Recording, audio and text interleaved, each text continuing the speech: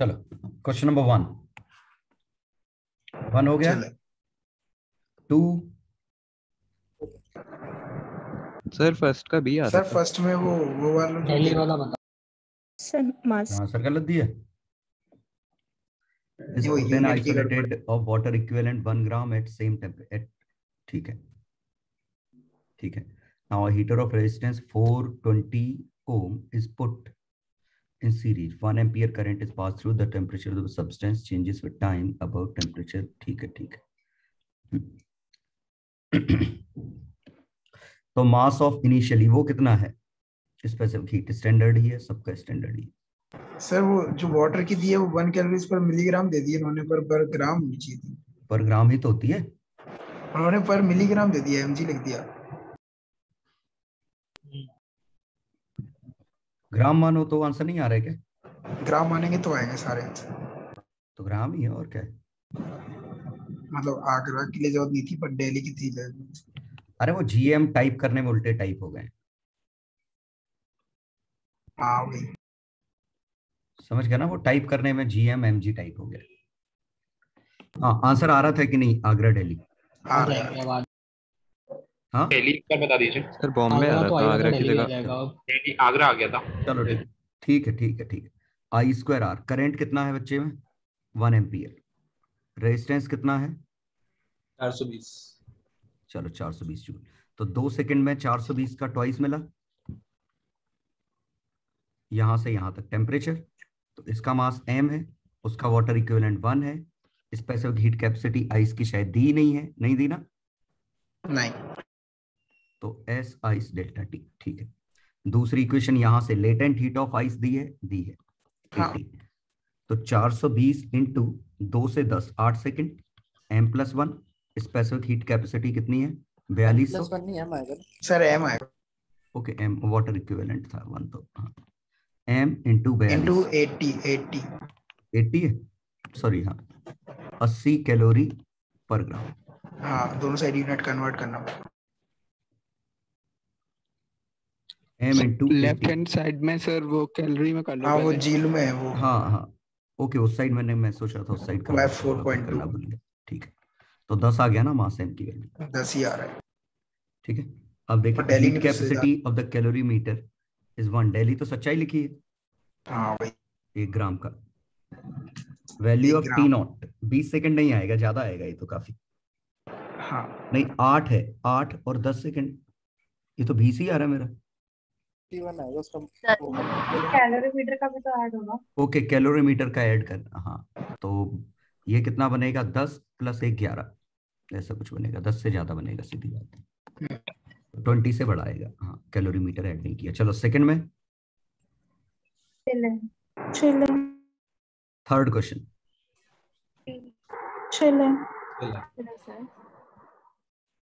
Question number 4 बताना।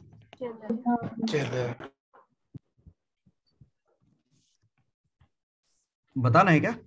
Yes sir. नहीं sir. हाँ सर बता दो। यहाँ पे पाथ डिफरेंस चेक करो तो देखो ज्योमेट्रिकल पाथ सेम है, ऑप्टिकल पाथ डिफरेंस और सिर्फ इस लेंथ में। तो इसने वो लेंथ म्यू में की, इसने μ1 μ2 अलग है, n1 n2 क्या है? वो नंबर ऑफ वेव, वो लैम्डा है। एक मिनट देखें। The number of wavelength in length l is n1 for रे 1 n2 फॉर रे 2। द सिचुएशन एंड एक मिनट मीडियम है नहीं है? एक में है मीडियम, एक में नहीं है।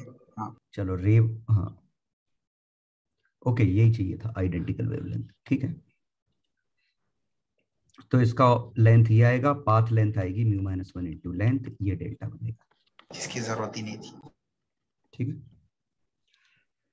चलो तो μ-1 और n1 n2 तो नंबर ऑफ रेज है ना सर वो उन्होंने तो सीधे ये तो नंबर ऑफ रेज से ही काम नहीं चल जाएगा। डायरेक्ट डिफरेंस ले लो कितने लैम्डा आ रहे हैं। हाँ क्योंकि जितनी भी नंबर ऑफ वेव्स हैं एक्चुअली क्या होगा कि वेवलेंथ कुछ भी रहे, अलग अलग वेवलेंथ है तो, लेकिन फेज चेंज अगर इसमें 2 पाई आएगा तो इसमें भी फेज चेंज 2 पाई आएगा। समझ गए ना? तो इसका फेज चेंज जैसे 3 सब में 2 पाई का मल्टीप्लाई कर दो, ये फेज चेंज आएगा, सीधी बात है। हम फेज में इंटरेस्टेड है, वेवलेंथ में इंटरेस्टेड नहीं है। तो number of waves into 2 pi is equal two phase change, number of wave ये। तो जैसे इन दोनों का डिफरेंस 0.75 2 पाई, क्लियर, इसका 0.25 2 पाई, इसका 1 इंटू 2 पाई, इसका 0.5 इंटू 2 पाई। तो ये डिस्ट्रक्टिव, कंस्ट्रक्टिव, ये दो कितना इक्वल है, डिस्ट्रक्टिव, ये मिड कुछ बीच में आएगा। तो ये आंसर आ गया। चलो, तो I2 I3 equal to I4 I1 greater than I1। तो डिस्ट्रक्टिव, एक मिनट सर, ये डिस्ट्रक्टिव थोड़ा मेरे एक दो है ना, कंस्ट्रक्टिव आया था, एक कंस्ट्रक्टिव आया, कंस्ट्रक्टिव एक है ना बीच वाला 2 वाला। तो 2 वो सबसे मैक्सिमा है, ज्यादा। कंस्ट्रक्टिव 1 और 3 सर डिस्ट्रक्टिव दो थे। मिड नहीं के नहीं, आएंगे। ओके ये π/2 वाला है पाथ डिफरेंस, हाँ, ये π/4 वाला। तो ये a√2 बनेगा, ये कुछ और बनेगा। तो I2 greater than I3 equal to I4 greater than I1। ले लिए। हाँ सही है, इन दोनों का सेम आएगा π/2 सर π/2। सर ये इसके बाद वाला समझ में नहीं आया, मतलब नंबर ऑफ वेवलेंथ की तो कैसे पता करा मतलब? अरे एक वेवलेंथ में 2 पाई होता है ना फेज, हाँ बस हो गया। तो n वेव्स में फेज कितना होगा, 2 पाई n। हाँ, अच्छा तो जैसे यहां निकालना था, तो इसका फेज है 2 पाई इंटू 3.25, हाँ इसका फेज है 2 पाई इंटू 4, घटा दो 0.75, ठीक। पाथ डिफरेंस देख लिया। चलो क्वेश्चन 5। सर ये आगरा वाले में प्लस माइनस कुछ भी आ सकता है ना बीच में, ओमेगा और G Y omega. Charge particle makes an angle, magnetic field is directed vertically downward, having charge to mass ratio beta। ठीक है, मैग्नेटिक फील्ड B कैसा है, वर्टिकली डाउन, वेलोसिटी इधर है ना। तो BQV ये ऐड भी हो सकता है, सब्ट्रैक्ट भी हो सकता है, BQV है ना। तो T sin theta plus minus BQV equal to mv²/r एक इक्वेशन, और T cos theta equal to mg दूसरी इक्वेशन। हाँ बीटा क्या का निकालना? अपने आप में साइन नहीं पता इसलिए प्लस माइनस ना। हाँ बीटा अगर पॉजिटिव मान ले तो फिर एक ही आंसर आएगा, लेकिन प्लस माइनस करो तो चार्ज प्लस माइनस वाला देखो आंसर कौन सा है।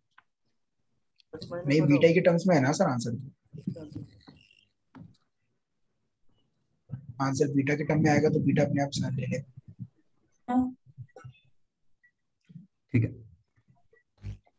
तो सेंट्रीपिटल फोर्स कितना है और कितने की जरूरत है। ठीक है, सर उन्होंने लोएस्ट पॉइंट पे इक्वेट कर दिया। लोएस्ट पॉइंट पे क्यों इक्वेट किया, हाँ, कॉनिकल पे- पेंडुलम नहीं है वो सॉरी, हाँ कोनिकल पेंडुलम ही है, मैं लोएस्ट। तो क्या फर्क पड़ता है, लोएस्ट का क्या मतलब, हाँ सब सब एक कॉनिकल ही तो लिखा है, लिखा तो है कॉनिकल। हाँ। ठीक है, T sin theta plus F centre, उसका फोर्स अंदर की तरफ माना है। अब बात ये है अंदर की तरफ क्यों माना है, अंदर भी हो सकता था बाहर भी हो सकता था। तो सर बीटा खुद कंटेन कर रहा होगा माइनस, लेकिन साइन तो फिर भी एक मैटर मिनट एक करेगा। मिनट, ये ऐसे तो वेलोसिटी हमें पता है, देखो ये ऐसा है, वेलोसिटी ये है, मैग्नेटिक फील्ड डाउन है कि अप है, डाउन डाउन है। तो V क्रॉस B फोर्स अंदर आया, सही है। और अगर उल्टा होगा तो अपने आप वो बीटा के अंदर नेगेटिव आ जाएगा। ठीक है, ये आया QVB, तो बिल्कुल सही है आंसर। लेकिन सर आंसर में अगर बीटा कुछ भी हो तो वो तो हमेशा डिफरेंस में ही बनेगा सर, अंदर तो वाला आंसर टर्म। बीटा ही के टर्म में है, तो बीटा कौन सा, जैसे ये इस वाली बीटा के टर्म से तो हमने लिख दिया, लेकिन वो हमेशा डिफरेंस में ही बनेगा, चाहे डिफरेंस बीटा में नहीं, प्लस हो। फिर बीटा मैग्नेटिक फील्ड ऊपर आ गया ना, तो फोर्स तो हमेशा अंदर ही आया ना, हाँ तो अपने आप एडजस्ट नहीं हो हमेशा ही गया, अंदर। ठीक। BQV अंदर ही आ गया ना।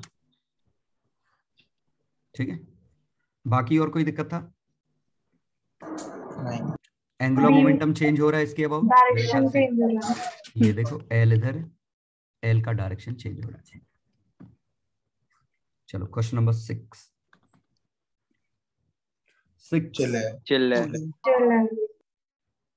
क्वेश्चन नंबर 7 चलो चिल है बता दीजिए। ली नहीं होना चाहिए। string fixed at both end under tension vibrates in first overtone, amplitude E, ये है, टोटल एनर्जी E है, मैक्सिमम पॉसिबल लेंथ, तो half mu v omega square A square, लेकिन ए स्क्वायर का एवरेज आएगा, तो half mu v omega square कितना आएगा? ये पावर है ना, पावर पूछी एनर्जी पूछी? एनर्जी पूछी, एनर्जी, टोटल एनर्जी। ठीक है, तो half M omega square A square, ये एनर्जी आएगी, ए स्क्वायर का एवरेज। ए है 2a है, 2a की वैल्यू ही ए है 1/2, तो बस 1/4 एम। एम की वैल्यू कुछ दी गई होगी या म्यू से हम निकाल लेंगे। सेम स्ट्रिंग वर्क, स्पीड दे रखी, speed under root T by, तो mu is equal to T by V square, तो mass is equal to T by V square into wavelength lambda. Lambda के लिए लेंथ वेंथ कुछ तो गिवन होगा, ठीक है। म्यू भी चेंज हो जाएगा? म्यू क्यों चेंज हो जाएगा? तो सर फिर जो डेली ऑप्शन दिया है इसमें कि स्पीड इसकी डबल हो जाएगी, वो तो अपने आप ही सही हो जाएगा ना? If same string were vibrating in fundamental mode, okay, वो सेकंड पार्ट के लिए, हाँ सेकंड पार्ट के लिए। ये ई कैसे निकाला टोटल एनर्जी? ई ऊपर डिफाइन, ओके ये डिफाइन किया है ना, मैं यही ढूंढ रहा था, ठीक है। टोटल एनर्जी, इसकी value M omega square A square, इसको इन्होंने ई कहा है, हाँ ठीक है। अब अगर हमने टेंशन, तो इसमें टेंशन का रोल आया ही नहीं, एम्पलीट्यूड सेम है, लेकिन फ्रीक्वेंसी का रोल जरूर है, है ना। फंडामेंटल में ले आए तो म्यू बदला होगा ना? क्या सर फंडामेंटल में लाना है तो टेंशन बदली हो तो म्यू भी बदला होगा ना उन्होंने? टेंशन बदली है 4t, if the same string were vibrate, okay fundamental mode में यहाँ, तो ठीक है। तो पहला क्वेश्चन ये है, पहले पार्ट में ये टेंशन t है, ये म्यू है। सेकेंड पार्ट में ये टेंशन हमारा 4t, इसका म्यू डैश, तो इसका फंड फ्रीक्वेंसी कितनी? 2/2L under root T by mu, इसकी frequency 1/2L under root 4t by mu dash. तो यहां से समझ में आया कि म्यू डैश भी हमारा बदल गया होगा, कितना हो गया होगा? म्यू ही रहा होगा, 4 टाइम्स हो गया। क्यों? नहीं, म्यू तो सेम ही रहेगा, सेम ही रहेगा, हाँ सेम ही रहेगा, सेम ही रहेगा, सेम ही है ना। आपने एफ और एफ को इक्वल क्यों मान दिया? किस में? ऊपर नीचे फॉर्मूले में एफ और एफ दोनों सेम लिखते हैं। हाँ तो क्यों, सेम ही तो होगी फ्रीक्वेंसी। क्यों? मतलब वो उस वाली की फ्रीक्वेंसी इस वाली की फ्रीक्वेंसी की वैसे बराबर करना चाहते हैं। अरे तो नहीं भी करो तो म्यू सेम है ना, म्यू कहाँ बदला, क्वेश्चन में कहाँ बदला है? सेम वायर यूज कर रहे हैं ना, सेम स्ट्रिंग, देखो तो ये म्यू डैश ही म्यू है, म्यू नहीं बदल रहा है, तो अपने आप एफ डैश ही एफ है। हाँ, ये इसकी फ्रीक्वेंसी वही रहेगी, ओमेगा इसका वही रहेगा, ठीक है। मास वही है, ओमेगा वही है, एम्पलीट्यूड वही है। तो जब सब कुछ ही सेम है तो एनर्जी भी इसकी सेम होगी, ठीक है। तो एनर्जी सेम वाला answer Agra. Maximum possible speed omega A होता है, ओमेगा भी सेम, ए भी सेम, तो आगरा, ठीक है। Question number 8।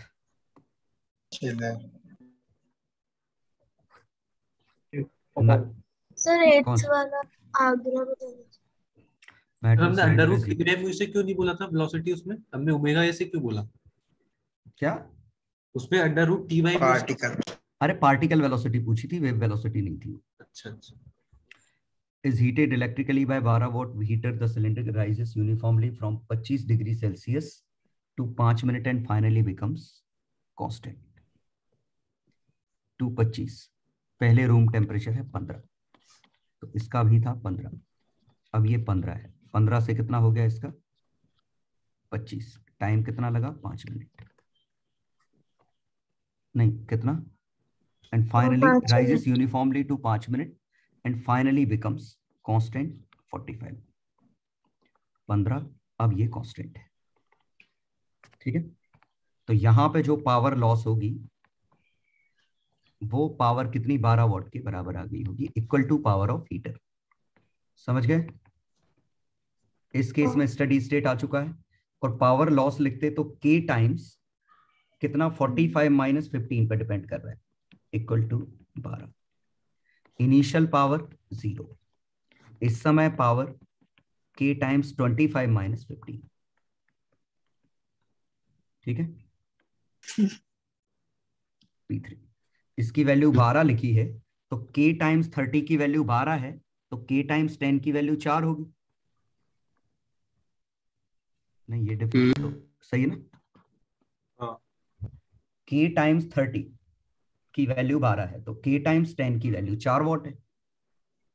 तो इस दौरान average power initially 0 what, finally 4 what, 2 what. कितने मिनट के लिए? 5 मिनट के लिए।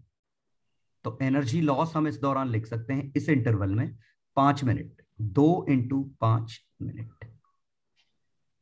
ठीक है,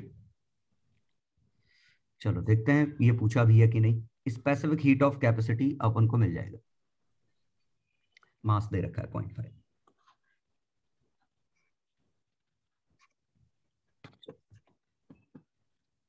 ये यहां तक कॉन्सेप्ट आ गया समझ में पूरा? इन्होंने लॉग में क्यों दे रखा है?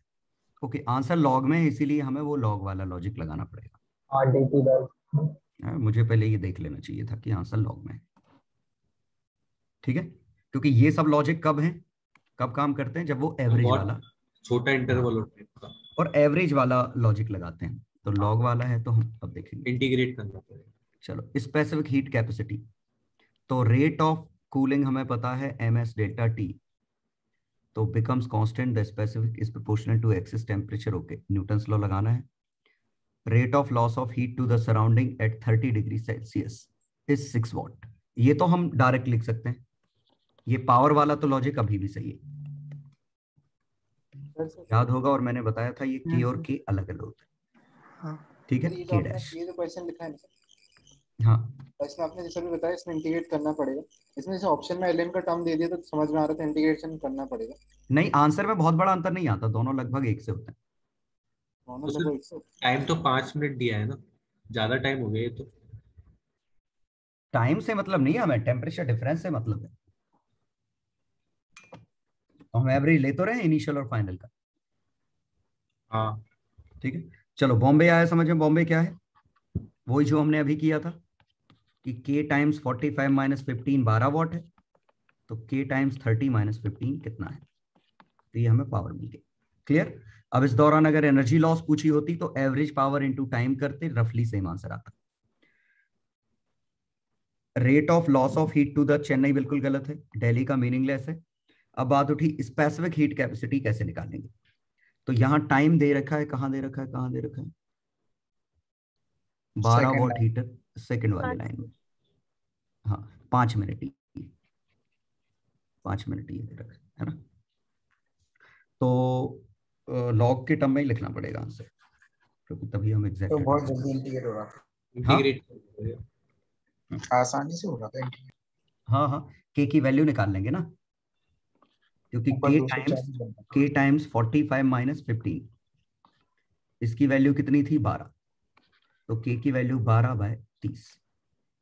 सही है, 4/10, 2/5।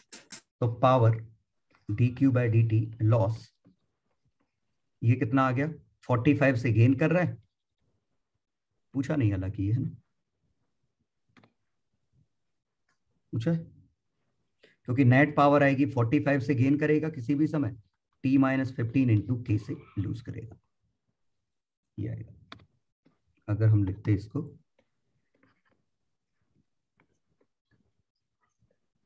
इक्वेशन आ गई समझ में? सर 12 हो गया। हाँ, 45 की जगह 45 की जगह 12 था, सॉरी 12 था, 12। ठीक है, और k की वैल्यू कितनी आई थी? 2/5। सर एक बार राइट हैंड साइड समझा दो इक्वेशन को। ये 12 से लिखा क्यों है? पर हीटर पहले 12 से एनर्जी ले रहा था ना बाहर, जो हीटर दे रहा था। नहीं, वो तो 12 वॉट से बाद में दे रहा क्यों था। कराया?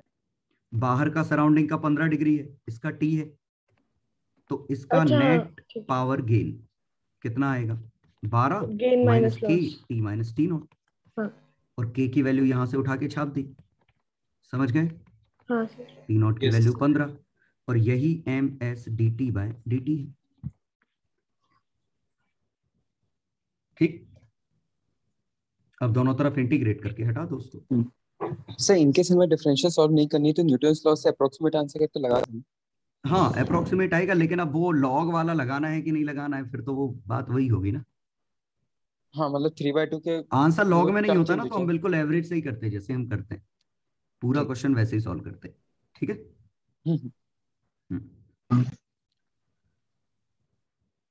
तो जैसे हम कैसे करते देखो, इनिशियली पावर 0 है क्योंकि ये 15 सराउंडिंग 15, फाइनली पावर 15 से कितना हो गया 25 सराउंडिंग 15। तो यहाँ पावर 0, यहाँ पावर हमने कितनी निकाली थी 4 वॉट, तो एवरेज पावर कितनी है 2 वॉट, टाइम कितना लगा 5 मिनट। तो यहाँ delta Q is equal to 2 watt into 5 minute, ये जूल। लेकिन डेल्टा क्यू को हम एम एस डेल्टा टी भी लिख सकते हैं। तो एम एस डेल्टा टी 15 से 25 10, 2 5 60, एम एस की वैल्यू आ गई 60। ठीक है। लेकिन इनका आंसर किसी और फॉर्म में, एम एस की वैल्यू तो 120 बाय लॉग 3/2। ये तो आंसर आ ही नहीं ना, ये तो ओके आंसर ही गलत है, ये है ही नहीं ना। तो अप्रोक्सीमेट आंसर हमारा आ रहा है कितना 60 सही है। और इनका आंसर 60 लग तो नहीं रहा है, 60 बनेगा, ये तो बहुत बड़ा नहीं बनेगा पर किलोग्राम। स्पेसिफिक हीट कैपेसिटी पूछी है क्या? ओके मास कितना है 0.5, 120 बन गया। ये हमारी हीट कैपेसिटी बनी। हाँ तो स्पेसिफिक हीट कितना आया 120। 120। ये तो 240 अपॉन लॉग 3/2, ये 120 नहीं है ना, ये बड़ा है बहुत 120। ये तो 240 से बड़ा है। हाँ नहीं 1.5 छोटा होगा 240 से। क्यों? 60 आएगा, log 3/2 भी 0.5 का प्रॉक्सी होता है। हाँ इतना एरर आना नहीं चाहिए, इतना बड़ा डिफरेंस आना नहीं चाहिए। इनिशियली देखो 0 था पावर, 15 था, फिर 25 है ये 45, तो डिफरेंस आया, सॉरी 10 का, उधर था 30, 12, तो ये 4 वॉट के बराबर। तो इसने जो एनर्जी रेडिएट की, से इनिशियली पावर 2 था। 1 मिनट, ये घटाना है हमें, घटाना है ये जो उसने लूज की, ये जो डेल्टा क्यू लिखा ना, ये उसने लूज की, 12 ये अपन ने गलत किया। और गेन कितने की 12 × 5 × 60, दिस माइनस, ये समझ गए ना। ये तो हमने रेडिएटेड पावर निकाली है, ये रेडिएटेड है, रेडिएटेड एनर्जी। ठीक, तो अब आंसर सही आ जाएगा। तो ये कितना बना है 5 × 60, तो ये डिफरेंस आया 10 × 5 300 × के 60, आसपास 300 सही है। तो एम एस की वैल्यू 600 हमारी आंसर 300, तो एम की वैल्यू 600 के करीबन। तो 240 का log 3/2, log 3 कितना है 0.4771, 3010। ये 4 क्या फर्क पड़ रहा है? हाँ वो 2.303 मल्टीप्लाई कर देंगे, हाँ 2.303 मल्टीप्लाई कर देंगे ना। 2.3 इंटू कितना बना 0.17, तो 0.17 का 2.3 सही है, लगभग आ गया ना 300 के आसपास। 34 और 5 40, 600 है तो 600 आया ना। हाँ 40 बना, 600 बना। देखो कितना क्लोज है आंसर। डिनोमिनेटर देखो, 17 का 3 गुना 51, 17 34, 5 39। ठीक है, 600 के करीब बनाया काफी। आगे 9th क्वेश्चन चिल है, हो गया। चले 10th क्वेश्चन, चले conservation of energy. 11th question, चले ये बता ये आ गया था समझ में? हाँ व्हीटस्टोन ब्रिज बना दिया था। व्हीटस्टोन ब्रिज बनाना है, आगे डिग्री बनना था क्योंकि उल्टा कर लो। हाँ वैसे उल्टा क्या कर लो, बैटरी सही दे रखी है, सब कुछ सही दे रखा है, गैलोमीटर ये, तो ब्रिज बना दो। और ये इक्वल है, तो ये नीचे वाले भी इक्वल हैं, जो भी इक्वल है। अब वो दिया होगा रेजिस्टेंस सेम है कि नहीं, नहीं सेम नहीं है। तो बस रेशो ले लो, सीधी बात हो जाएगा। बताऊं क्या? नहीं नहीं नो सर। चलो क्वेश्चन नंबर 12 ये बता दीजिए। has a small hole P at bottom, a middle of the length as shown in figure। ठीक है, the drop of mass charge Q 1 nanocoulomb है ना, are falling into hole at height 2r। Assume that charge fallen gets uniformly distributed over the surface। The charge distributed on the surface remains uniform। The number of drops। Okay, तो question ऐसा है, ये धीमे धीमे charge होता जाएगा, तो जो nth ड्रॉप जस्ट यहां पे रुक जाए ये होगा। तो इस पे कुछ चार्ज आ चुका है, ये Q, ये Q है, तो ये ड्रॉप की यहां वेलोसिटी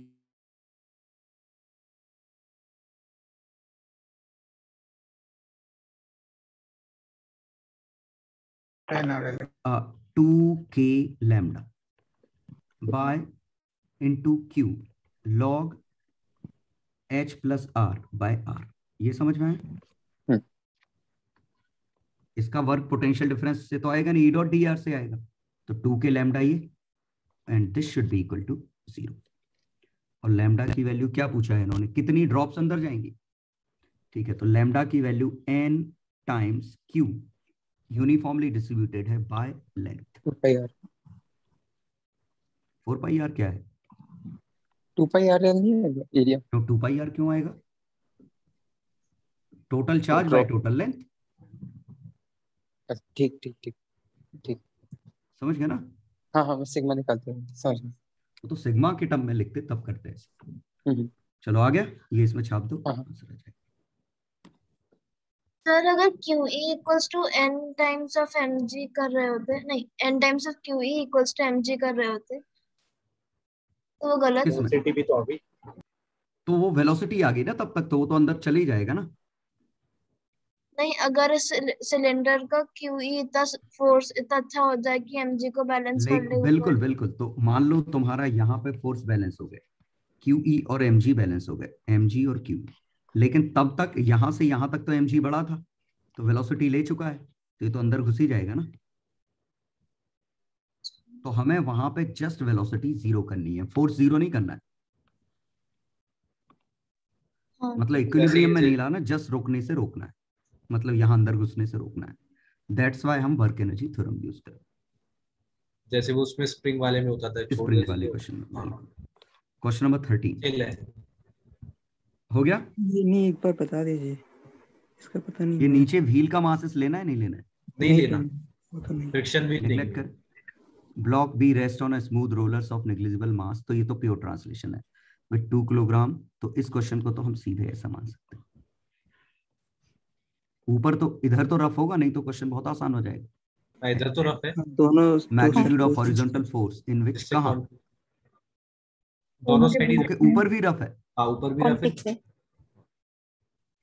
ओके, ऐसा है। Rest on a smooth roller of negligible mass and is in contact with 2 kilogram. The roller ensues there is no friction between B and ground. Between B and ground A. ठीक है, अच्छी बात है। It is known that mu static mu kinetic ये है। Find the magnitude of horizontal ball. Cylinder will roll with an angular acceleration 20. Okay. तो इस पे तो नॉर्मल रिएक्शन अकेला आएगा, मतलब ऑब्वियसली एक फ्रिक्शन इधर और एक फ्रिक्शन F1 और F2। तो ये F1 F2, इसका ट्रांसलेशन एक्सीलरेशन 20, ये एक्सीलरेशन 20 बाय r। F2 नीचे लगेगा क्या? F2 नीचे लगेगा ना? हाँ, वो तो अपन फर्क नहीं पड़ता, नेगेटिव आ जाएगा। काइनेटिक है, काइनेटिक है। तो ये स्टैटिक है, वो काइनेटिक है।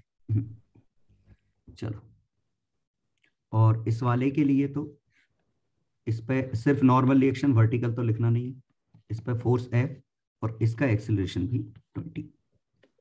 मासेस कितने दे रखे? सर 20 एंगुलर है। 20 एंगुलर, हाँ 20 एंगुलर है, तो रेडियस कितनी है फिर? 0.1 2 बन जाएगा। 0.1 2 मीटर। बस यहाँ से नॉर्मल निकाल के आईसीआर के वो टॉर्क ले लेंगे। लेकिन फोर्स तो अननोन है ना, यही तो पूछा है। हाँ मास वही तो कितना है? निकालना। 10 किलोग्राम। हाँ सर। और और एक दूसरे का टॉर्क मास कितना है? 2 किलोग्राम। ठीक है, और एक टू अल्फा आर। तो n minus F1 is to 4 और एक सर सेंटर सीधे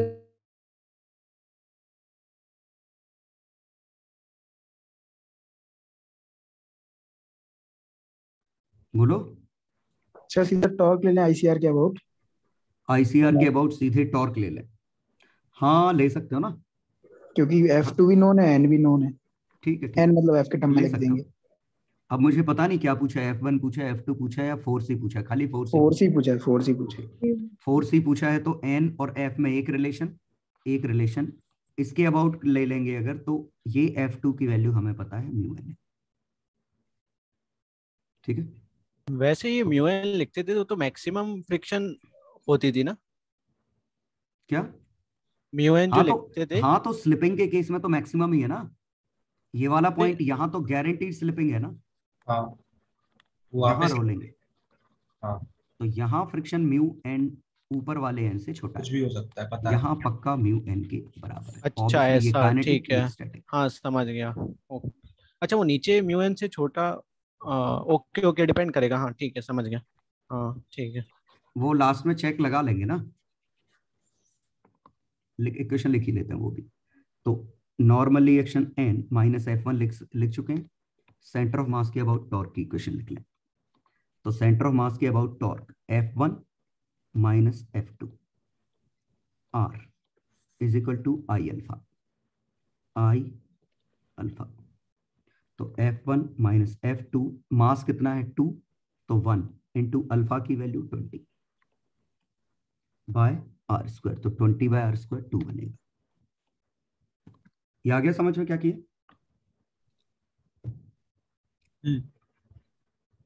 आई अल्फा होता half M R square alpha. F1 minus F2 into R है, एक आर से एक आर काटा, आर अल्फा को ए लिख दिया तो ए एम बाय 2। ठीक है, और एक्सीलरेशन शायद 2 था, मास भी 2 था, तो ये 2 बन गया। ठीक है, और लास्ट इंफॉर्मेशन हमें पता है कि n की वैल्यू म्यू n की वैल्यू f है, F2 है। ठीक है, तो इस इक्वेशन को 2F2 लिख लो, 4 F1 माइनस F2 2, तो सही है। दोनों को जोड़ दो, F2 की वैल्यू कितनी आ गई? 6। F1 की वैल्यू 8, तो F2 की वैल्यू 6, F1 की वैल्यू 8। नॉर्मल रिएक्शन n कितना आया? नॉर्मल रिएक्शन 12, mg कितना है? 20।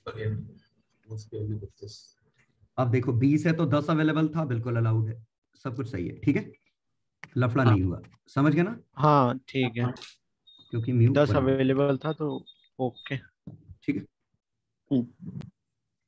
तो F की वैल्यू आ गई 32। वैसे नॉर्मल रिएक्शन के साथ साथ वो भी लेंगे ना F2 भी? F2 भी तो नीचे लग रहा है। किस क्वेश्चन में? किस F2 भी तो नीचे लग रहा है। नॉर्मल रिएक्शन mg प्लस नहीं, mg प्लस F2 लोगे ना, तो नॉर्मल रिएक्शन। हाँ नॉर्मल रिएक्शन तो और बड़ी बात है, लो एंड बिल्कुल और अच्छी बात है ना ये तो।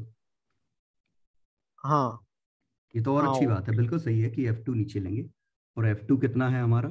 6 है, तो mg नॉर्मल रिएक्शन की वैल्यू 26 आएगी। वो हमने निकाली नहीं एक्चुअली कभी, एन डैश की वैल्यू 26। हाँ तो 26 आई तो उससे 13 चाहिए पड़ेगा, मतलब 13 मैक्सिमम हो सकता है। अच्छा, और और हमें तो 8 8 ही लग रहा है, चाहिए ठीक ना। है। हाँ ठीक है, सही है। हाँ लेकिन सर डिक्रीज होगी नॉर्मल रिएक्शन की वैल्यू ब्लॉक बी बढ़ पे। गई फ्रिक्शन नीचे। नहीं तो सर्कल पे नीचे लग रहा है तो ब्लॉक पे ऊपर लगेगा। तो सर्कल की तो फ्री बॉडी डायग्राम बना रहे हैं हम, किसका बना रहे हो? मैं ब्लॉक बी की बात कर रहा था, चाप इसकी बात। ब्लॉक बी पे तो फ्रिक्शन है ही नहीं ना, वाई डायरेक्शन में क्यों बनाएंगे ब्लॉक का? नहीं मैं सोचा था नॉर्मल रिएक्शन की, आप ब्लॉक बी की बात कर रहे हो, मुझे मैं थोड़ा मिसलीड हो गया। चलो आ गया ना समझ में पूरी इक्वेशंस कैसी थी? हाँ आ गया। और अब वैसे अगर सफिशिएंट नहीं होता फिर तो ओके ये अलग ये अलग जाने लगते मैंने हैं ना ऐसा। एक मिनट, ये काम चलेगा नहीं इससे। क्यों? क्योंकि फ्रिक्शन हाँ वर्क सर, कर ये रहा कुछ है, हुआ ही नहीं था। इज डूइंग वर्क, काम नहीं चलेगा। वो तब काम चल जाता अगर यहाँ ये स्मूथ होता तो, अदरवाइज वो फ्रिक्शन का वर्क नहीं निकाल पाएंगे, फिर वो अननोन बन स्मूथ होता जाएगा एक तो एक्स्ट्रा। क्या करते हैं? एक्सेलरेशन में पूछा तो हुआ भी है सर इसका। स्मूथ होता एक्सेलरेशन तो का बड़ा क्या? टप्पा होता, ये ए है ब्लॉक का, ए इसका ए बाय आर। हाँ। ये इस पे हमने अच्छा धक्का तब लगाया कॉमन F, वे में लिख के निकाल दिया। तो हम लिखते इसको वेलोसिटी v लिखते, इसको वेलोसिटी v लिखते, इसको v बाय आर लिखते। तो F into displacement centre of mass का x work done is equal to half m1 v square half m2 v square इसको डेरिवेटिव कर दे। Half m2 by R square v square ऐसा। तो mass ले लो m1 m2 i by m2 by e v dv by dx, तो ये e ये मिल गया एक्सीलरेशन। लेकिन यहाँ फ्रिक्शन वर्क कर रहा है, इस वजह से हम ये नहीं लगा पा रहे, क्योंकि यहाँ friction into some displacement r theta आता, वो गड़बड़ हो जाता सब, उसको हम निकाल नहीं पाएंगे। उसको एक अननोन बढ़ता, फिर उसके लिए नई इक्वेशन लिखनी पड़ती, बात तो वही पड़ जाती ना। चलो 18 14 वाले में डाउट रहता है सर, 1 सेकंड 100 ऑस्किलेशन के लिए एरर है कि 1 सेकंड सिर्फ एक ऑस्किलेशन के लिए एरर है? नहीं, हम टोटल 100 ऑक्सीलेशन का 90 निकाला, तो ये 90 प्लस माइनस 1 जो आया 100 टी की वैल्यू, तो टी की वैल्यू 0.9 प्लस माइनस 0.01। और ये टोटल सब टाइम 1 100 का सेकंड रेजोल्यूशन का मतलब यही है कि मतलब ये 90 सेकंड के मतलब लीस्ट काउंट 1 सेकंड है, तो ये है इसका मतलब। ठीक है, बाकी तो मेरे ख्याल से लेंथ हो ही गई होगी 1 mm, तो ये लेंथ की वैल्यू 20.0 प्लस माइनस 0.1।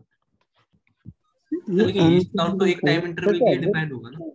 क्या क्या लीस्ट काउंट तो एक टाइम इंटरवल के लिए डिपेंड होगा। 0.01 को मैं लीस्ट काउंट बोल सकता हूँ, लेकिन 1 को कैसे बोल दूंगा मैं लीस्ट काउंट? ये तो 100 ऑस्किलेशन, ये तो घड़ी का लीस्ट काउंट है ना यार, जो घड़ी यूज कर रहे हैं। घड़ी ने 90 सेकंड बताया, लेकिन हमें पता है उसमें एरर 1 सेकंड की है, तो 90 प्लस माइनस 1 बताया, ये 100 टाइम पीरियड का था, तो एक टाइम पीरियड का ये था। अच्छा, अरे लीस्ट काउंट ये दोनों को बोल सकते हैं?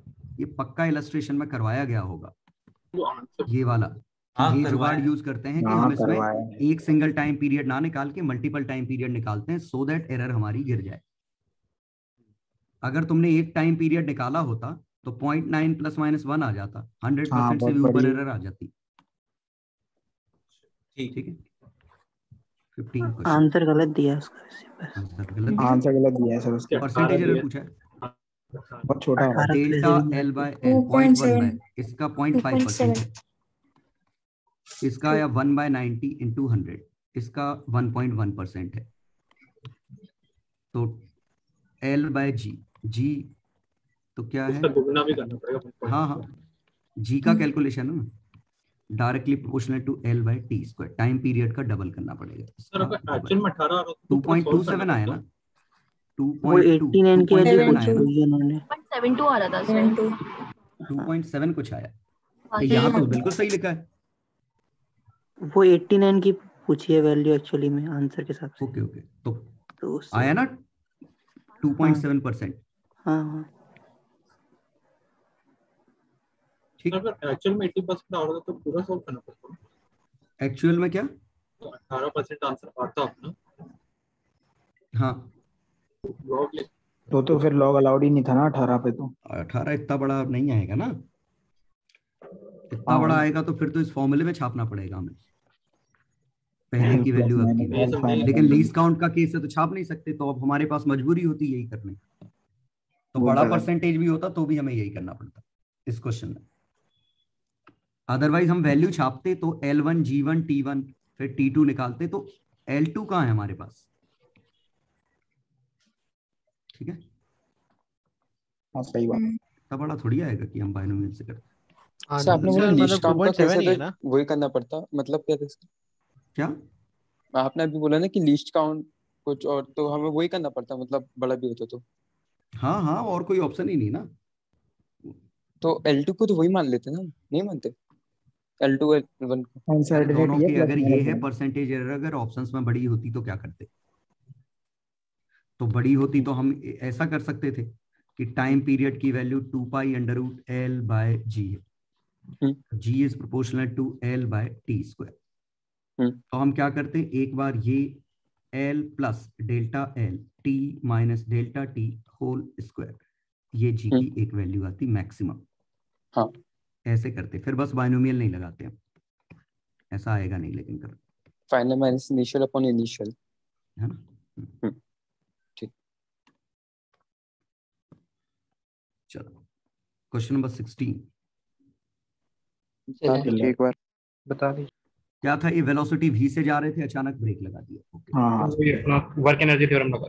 अचानक ब्रेक लगा दिया तो देखो इसके रिस्पेक्ट में, विथ रिस्पेक्ट टू दिस, अचानक नहीं लगाया, स्यूडो आया, एक ए इधर आया, वेलोसिटी आई 0। ये वेलोसिटी 0 समझ में आई। हाँ तो अब ये जब इधर हॉरिजॉन्टल पहुंचा, उसी समय का पूछा है ना, हॉरिजॉन्टल पहुंचा तो इसके पास एक स्पीड v आ गई होगी। तो इस दौरान स्यूडो ने भी वर्क किया होगा MAL, mg ने वर्क किया होगा MGL, half mv relative square. तो v की वैल्यू आई 2a माइनस जी एल। और अब इसके बाद एक्सीलरेशन हो गया, खत्म हो गया। तो अब इसके पास वेलोसिटी बची यही, और इसको सर्कल कंप्लीट करना है, स्यूडो है नहीं, तो सर्कल कंप्लीट करने के लिए इस पॉइंट पे √3gl चाहिए होती है। पॉइंट पे जीएल इससे कंपेयर कर दो, समझ गए। Yes sir. आंसर आ गया होगा इससे। 30 20 25 आ गया। यही समझ में आया ना, क्योंकि एक बार हॉरिजॉन्टल हो गया और ये रुक गया तो ग्रेविटी अब स्यूडो वाली खत्म हो गई, नॉर्मल ग्रेविटी बची ये, तो नॉर्मल ग्रेविटी के फॉर्मूले काम करते हैं। वेलोसिटी 0 क्योंकि दोनों के पास वेलोसिटी v0 है। हाँ। कार्ट को स्टॉप करोगे तो रेस्ट पे आ जाएगा ना। अच्छा जस्ट हाँ ठीक। विथ रिस्पेक्ट टू कार्ट ही हम सॉल्व कर रहे हैं। तो ये जो बॉब की दी है ये वही कार्ट के रिस्पेक्ट में है ना। हाँ हाँ, ये नई ग्राउंड के फ्रेम में ये बताया के कि दोनों v0 से जा रहे थे, मतलब इसकी रिलेटिव वेलोसिटी नहीं थी। अच्छा ठीक है, एक को स्टॉप किया तो वो नहीं होगी। इसको स्टॉप किया, स्यूडो आया, वो पीछे की तरफ चला गया। जो विद रिस्पेक्ट टू बोलते हो। चलो ये अगला पेपर है क्या, ये 16 ही क्वेश्चन थे। हाँ दूसरा में 17 थे। दूसरा में 17। हाँ चलो क्वेश्चन नंबर 1 2 सर ये आर क्या था उसमें बॉम्बे में? बॉम्बे में रेडियस ऑफ कर्वेचर। हाँ वो बताया ही था, मैं लगा आर ही पता नहीं, तो मैं नहीं लगाया। कैसा आर रेडियस है, अंडरस्टूड है। अच्छा ये यार और क्या एल ही आर है, और क्या होगा, और एल दे रखा है उसी में आप दे रखा बस। और कौन सी चीज तुम्हें रेडियस आर दिख रही है? नहीं बाकी सब में एल दे रखा था सर ऑप्शन।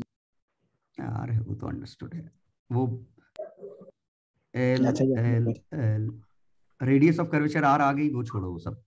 हाँ फिर तो आ ही जाएगा ना, क्योंकि इसके पास speed under root G R है, v square by A perpendicular equal to G, A perpendicular कितना है जी, ठीक। चलो रेडियस ऑफ कर्वेचर हमेशा ही जैसे ये रोल कर रहा होता v और v बाय आर से, अब पूछा होता radius of curvature of top most point, क्या आता? टू एक्सेलरेशन से निकालते ना। हाँ v स्क्वायर बाय क्योंकि इसकी स्पीड होती 2v, एक्सीलरेशन होता v स्क्वायर बाय आर, इसका होता v स्क्वायर बाय आर, और स्पीड होती 2r आ जाएगा ना, हम डायरेक्ट नहीं कह सकते। v√2 नहीं, बिल्कुल नहीं। आईसीआर के बाद रोटेट कर रहा है ऊपर, वो ग्राउंड के फ्रेम में, और रेडियस ऑफ कर्वेचर फ्रेम का फंक्शन है। ग्राउंड फ्रेम में इसकी वेलोसिटी 2v है, इसकी v√2 है, इसकी v√2 है, इसकी 0, ये चल रहा है। ग्राउंड फ्रेम में ही इसका एक्सीलरेशन ये है, रोलिंग के केस में है। नहीं आया समझ में? आया। रोलिंग कर रहा है तो हर पॉइंट के पास सेंट्रीपिटल होगा ना, हाँ सेंटर ऑफ मास के रिस्पेक्ट में प्योर रोटेशन हो रहा है ना v बाय r से। ये भूल गए? आ गया। चलो, तो अब आया, तो इसकी रेडियस ऑफ कर्वेचर, तो इसका मतलब जो ट्रेजेक्ट्री होती जो साइक्लॉइड बना होता उसकी रेडियस ऑफ कर्वेचर पूछी। तो इसकी radius of curvature v square bye a perpendicular 4r। झेला? यस। इसकी रेडियस ऑफ कर्वेचर, तो इसकी जो ट्रेजेक्ट्री बनती उसकी रेडियस ऑफ कर्वेचर ये रो, तो इसका आंसर आता नीचे वाले का रो v square bye a perpendicular. झेला? 1/√2। हाँ ठीक। ठीक है। स्पीड का स्क्वायर और एक्सीलरेशन का कंपोनेंट, तो कंपोनेंट स्पीड के पास नहीं है, एक्सीलरेशन का ले रहे हैं कंपोनेंट, स्पीड तो पूरी ले रहे हैं हर जगह। तो इसमें हम mg का रूल क्यों नहीं लिया, मतलब सबसे टॉप मोस्ट वाले पॉइंट के लिए? अरे ये रेडियस ऑफ कर्वेचर तो काइनेमेटिक्स का पार्ट है ना, mg क्या कर लेगा? ये तो ट्रेजेक्ट्री की प्रॉपर्टी है ना। नहीं वो एक ग्रेविटी परपेंडिकुलर ही लग रही है dm इसमें कहाँ है रेडियस ऑफ कर्वेचर? इस फॉर्मूले में v square bye a perpendicular. हाँ तो जब फोर्स निकालते तब ग्रेविटी का रोल आता ना।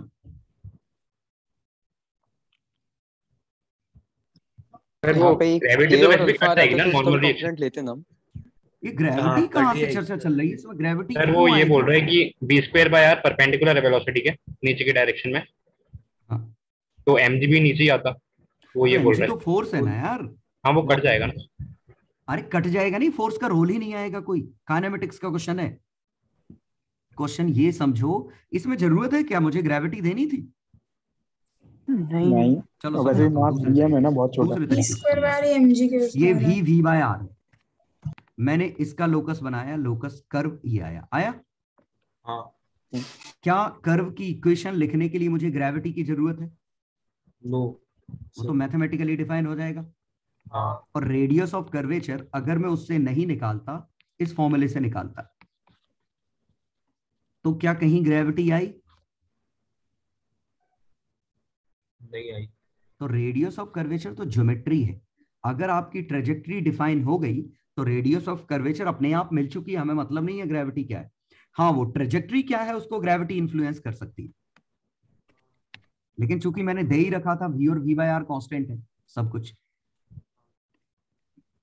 तो साइक्लॉइड बनेगा ऐसा। ओवरऑल ग्रेविटी की जरूरत नहीं है, समझ गए?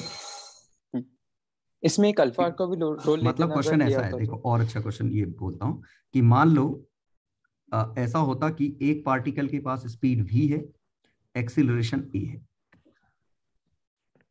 ठीक है। अगर मैं ग्रेविटी स्विच ऑफ कर देता हूं तो a की वैल्यू बदल जाएगी, इस वजह से रेडियस ऑफ कर्वेचर बदल जाती है, क्योंकि a डिपेंड कर जाता है ग्रेविटी पे। तो ये फॉर्मूला डायरेक्टली डिपेंड नहीं कर रहा है। अगर ये आपको गिवन है तो मतलब ही नहीं आपको ग्रेविटी थी कि नहीं। हाँ। चलो क्वेश्चन नंबर 3 चलो। हो गया। हाँ सर उस वाले में सॉल्यूशन ये किसका है क्वेश्चन इसमें क्वेश्चन में? पता नहीं कौन सी। पता नहीं। आंसर आ गया इसके दोनों? हाँ सर वो जो रिंग रोटेट वाला था उसमें एक ही पूछना था कि हम उस इंस्टेंट पे सबसे टॉप मोस्ट पॉइंट को तो ऐसा अज्यूम कर सकते हैं ना वो रोटेशन कर रहा है आईसीआर के अबाउट, तो उसकी रेडियस 2r नहीं आनी चाहिए थी? वो आईसीआर के फ्रेम में 2r आएगी ना, ये पॉइंट एक्चुअली यहाँ होता तो तो प्योर acceleration सर्कुलर तो मोशन था बनेगा 2r आएगी। हाँ लेकिन ग्राउंड के फ्रेम में नहीं है ना, ये पॉइंट तो अच्छा, बदल ठीक रहा है, है ना, I कुछ देर बाद पॉइंट कहीं और पहुंच जाएगा ना। हाँ हाँ आईसीआर का खुद का एक एक्सीलरेशन भी है, ठीक ठीक। और आईसीआर के पास ओमेगा स्क्वायर आर एक्सीलरेशन है। हाँ चलो चलो। सर इसी वाले का चिकनी वाला पार्ट कैसे करेंगे? हाँ एक मिनट सुनो, जो बच्चा कह रहा था कि आईसीआर के रिस्पेक्ट में करते, तो आईसीआर रेस पे था तो इसके रिस्पेक्ट में अब भी वेलोसिटी 2v आती, लेकिन ये जो एक्सीलरेशन आएगा वो 2v स्क्वायर बाय r आएगा। अब रो निकालो, आ गया 2r कि आईसीआर के रिस्पेक्ट में ये acceleration of top with respect to ICR. हाँ ठीक है, ठीक ठीक। चलो थर्ड में कोई दिक्कत? No sir. फोर्थ में कोई दिक्कत? फोर्थ में है दिक्कत, हाँ ये बहुत इंटरेस्टिंग क्वेश्चन है शायद। ये पहले मैं दूसरा क्वेश्चन यहां दिखाता हूं कि ये एक रॉड है ना, ये ओमेगा से घूम रही है ना। अब वो ओमेगा कैसा है, mg का टॉर्क मुझे हॉरिजॉन्टल रखना है ना। अब इसको एक मिनट क्वेश्चन बनाने के लिए, वो ये ऐसे ही बनेगा क्वेश्चन, कैसे भी बनाऊंगा तो मतलब ऐसा है। देखो mg का जो टॉर्क था, याद करो फोर्स अगर या तो वो स्पीड बढ़ाएगा या वो डायरेक्शन बढ़ाएगा, ये समझ पा रहे हो, या वो एक और चीज है ये भी कर सकता है। तो फोर्स तीन जगह जा सकता है, या तो स्पीड बदलने में, तो ये टेंजेंशियल कंपोनेंट होता है, डायरेक्शन बदलना रेडियल, लेकिन एक और चीज है जो थ्रस्ट वाला की स्पीड कांस्टेंट रहे वो dm/dt आ जाए। तो वैसे ही टॉर्क आई ओमेगा होता है, तो सॉरी एंगुलर मोमेंटम आई ओमेगा होता है, तो टॉर्क dl/dt ये सच वाला फॉर्मूला है, मतलब ये हमेशा सच होता है। लेकिन हम जनरली पहला वाला फॉर्मूला यूज करते हैं, जबकि एक चीज और थी कि ओमेगा सेम रहे और टॉर्क बदल जाए। ठीक है, चलो। A small squirrel is put into circular cage which has a frictionless central pivot. Horizontal platform is fixed to the wheel as shown. Initial at rest at one end. When the platform is released, squirrel starts running with platform and wheel remain stationary. Choose the correct option. अब जरा देखें, इसका moment of inertia change हो रहा है ना, तो mg का टॉर्क, लेकिन अब ओमेगा कितना लेंगे, ओमेगा तो देखना पड़ेगा। मोमेंट ऑफ इनर्शिया चेंज हो रहा है। हाँ ये तो सीधे जा रहे हैं, स्ट्रेट मूव नहीं कर रही। हाँ एक मिनट, मैंने अब क्वेश्चन पढ़ रहा हूँ कि इसमें शायद ये घूम ही नहीं रहे। हाँ भाई, हाँ वो तो तब था जब वो घूम रहा होता तो एंगुलर मोमेंटम कंजर्व होता, और एंगुलर मोमेंटम कंजर्व होता तो हम ये दूसरा पार्ट लेते, लेकिन ये क्वेश्चन शायद कुछ और है। स्क्विरल पे कोई नॉर्मल रिएक्शन ही लगेगा ना, मतलब दोनों साइड से कट जाएगा ना, ऊपर नीचे से। कौन सा नॉर्मल रिएक्शन दूसरी साइड ये कौन मान सी? के चलना है ना। नहीं, ये ट्यूब में जा रहा है तो ट्यूब में एक नॉर्मल रिएक्शन भी लगाएगा mg का, तो ऊपर नीचे से मतलब एक नॉर्मल रिएक्शन ट्यूब का भी लगेगा अगर किसी ट्यूब के पार्ट पे चल रहा होगा। A small squirrel is put in a circular wheel case which has a frictionless pivot point. ठीक है। A horizontal platform is fixed to the wheel. Platform of length, okay, 6r by is as shown. Initially squirrel is at rest at one end. Platform is released. The squirrel starts. Okay, तो जो mg का torque है वो इसको खुद का angular momentum लेने में खर्च हो रहा है। ठीक है, ये प्लेटफॉर्म कहाँ है, प्लेटफॉर्म स्टेशनरी, लेकिन क्या, लेकिन अब देखो इसके mg का तो टॉर्क आ ही रहा है सिस्टम पे। ये तो हॉरिजॉन्टल है ना। अरे तो mg का टॉर्क नहीं आएगा इस एक्सिस पे, कहाँ है, हॉरिजॉन्टल थोड़ी है, वर्टिकल होगा। हॉरिजॉन्टल था, प्लेटफॉर्म हॉरिजॉन्टल है, प्लेटफॉर्म ऐसा है, ये हॉरिजॉन्टल है ना, ये पूरा वर्टिकल है। नॉर्मल रिएक्शन का टॉर्क भी था। कौन सा? वो जिस पे प्लेटफॉर्म पे स्क्विरल पड़ा है। अरे पूरा प्लेटफॉर्म और केज को पूरे को सिस्टम माना ना हमने, प्लेटफॉर्म केज वेज सबको एक सिस्टम माना है हमने।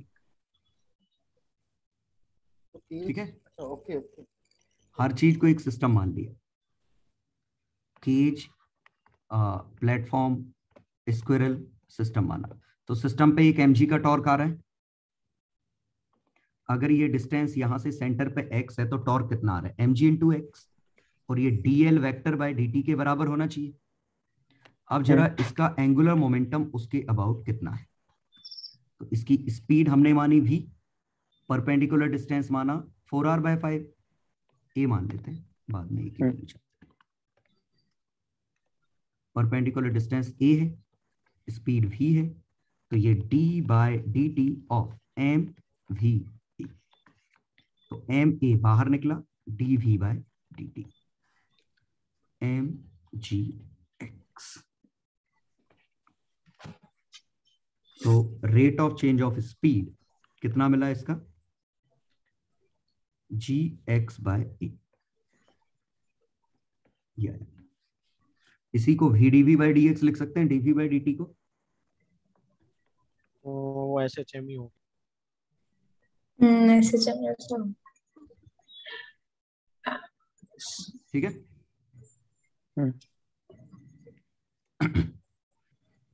सर ये एंगुलर मोमेंटम से आपने सोचा कैसे, मतलब आपको ये कैसे स्ट्राइक किया कि इसमें अरे देखो mg का टॉर्क लग रहा है, ये टॉर्क कहीं ना कहीं कुछ ना कुछ तो करेगा। फिर से समझाता हूँ, पूरा फिगर पहले सोचो, इमेजिन करो, तब जाके ज्यादा समझ में आएगा कि ये ऐसा था, और अगर तुमने इस पे एक पत्थर रख दिया या स्क्विरल बिठा भर दी तो पक्का ये घूम जाएगा। तो पक्का स्क्विरल बिठाओगे ये पूरा का पूरा घूम जाएगा। समझ गए क्यों? क्योंकि इसका mg का टॉर्क पूरे सिस्टम को घुमाना चाह रहा है। हाँ। तो इसने कहा ठीक है, पूरे सिस्टम को घुमाने की बजाय हम अकेले घूम जाएं तो भी तो सही है। ये पूरा टॉर्क अगर खुद ले ले तो काम चल जाएगा। अब जरा सोचो, इसके पास अगर स्पीड v है तो क्या इसके पास सेंटर के अबाउट एंगुलर मोमेंटम है? और है। और अगर वो उस एंगुलर मोमेंटम को बदलने में खर्च कर दे तो इसका काम हो जाएगा। तो जो mg का टॉर्क आ रहा है mg इंटू x, ये dl/dt होगा। लेकिन एंगुलर मोमेंटम ना प्लेटफॉर्म का बदला, ना ये सर्कल का बदला, सिर्फ स्क्विरल का बदला। ये dl सिस्टम है और ये d/dt of l squirrel, l platform, l circle, बाकी जीरो। लेकिन इन दोनों का तो कांस्टेंट है, जीरो है। तो d/dt of m angular momentum squirrel, और स्क्विरल का एंगुलर मोमेंटम किस उसके अबाउट कितना है, mv/a। समझ गए? और इस दौरान a नहीं बदल रहा है, लेकिन वेलोसिटी x का फंक्शन है। अब आ गया समझ में? vx into a। ठीक है। तो vdv/dx लिखा है इसको मैंने।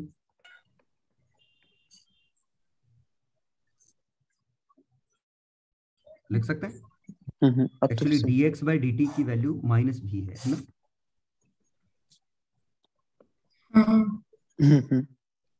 है ना? सर मुझे लगा था कि फ्रिक्शन लग रहा होगा तो उसकी वजह से टॉर्क कट जाएगा। नहीं, फ्रिक्शन नहीं है इसमें। सर अगर यहाँ पे हिंज नहीं होती तो स्मूथ होगा। सर अगर यहाँ नहीं लेना मेरे के साथ ख्याल से। सर यदि यहाँ पे सेंटर पे हिंज नहीं होता तो ये घूमता ना पूरा सिस्टम, मतलब एक वर्टिकल लाइन के अबाउट। कौन सा? मतलब जैसे ये mg का जो टॉर्क है ना वो घुमाने में खर्च हो जाता है ना, अगर हिंज नहीं होता बीच में से यहाँ पे। हम तो हिंज नहीं होता तो घूमता कैसे? अगर हिंज नहीं होता तो हिंज ही इसीलिए तो फ्री टू रोटेट है। मतलब वर्टिकल में कह रहा हूँ। हाँ वर्टिकल में ही तो। जैसे आपने प्रिसीजन रोटेशन प्रिसीजन में समझाया था ना, वैसे। वो यार कुछ और था, उसका इससे कोई लेना देना नहीं। कुछ और समझ रहे हो तुम क्वेश्चन? कुछ और, कुछ तो भी समझ लिया। चलो, तो यहाँ ये इक्वेशन समझ में आई। तो वेलोसिटी हमारी x इस पे डिपेंड कर रही है। ठीक है। तो dv/dt x is equal to gx/a। ठीक है। और dx से मल्टीप्लाई डिवाइड कर दो, तो vx dvx is equal to gx/a dx। Initial velocity अपन को देखनी पड़ेगी, तो ये तो SHM जैसी इक्वेशन बन गई। तो हाफ mvx square is equal to half gx mg/a x square is equal to constant. ऐसा बन गया। माइनस आएगा ना? क्यों? जुड़ेगा ना, दोनों का सम कांस्टेंट होगा ना। क्यों? सर होगा कैसे? मतलब x की वैल्यू जब 0 आएगी तब वेलोसिटी मैक्सिमम होगी ना। अच्छा ठीक। और स्टार्ट्स रनिंग है, तो x की वैल्यू जब 3r/5 है उस समय वेलोसिटी 0 है।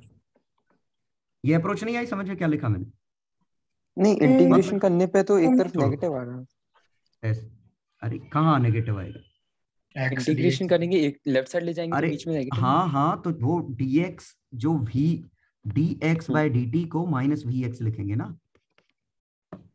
अच्छा ठीक है ना। यार लफड़ा खत्म कर दो प्लस माइनस का, अपन को करना क्या है, अपन लिमिट्स इस पुट तरफ कर से देते x सीधे। x इस तरफ मान लो, ये इस तरफ मान लो इसकी वेलोसिटी। अब तो नहीं होगा लफड़ा इसका, नहीं अब तो उसी डायरेक्शन में जिस डायरेक्शन में v है।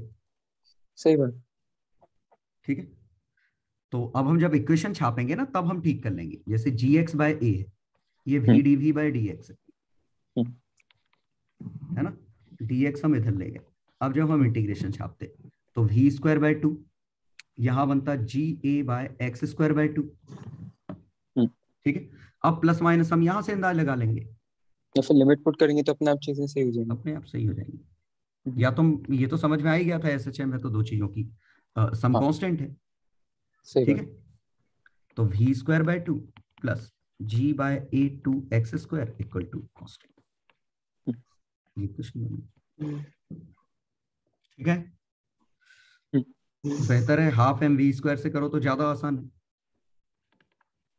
Half m g by a x square equal to half m v max square is equal to half m g by a x max square. ठीक, इसको आगे पीछे जाना पड़ेगा।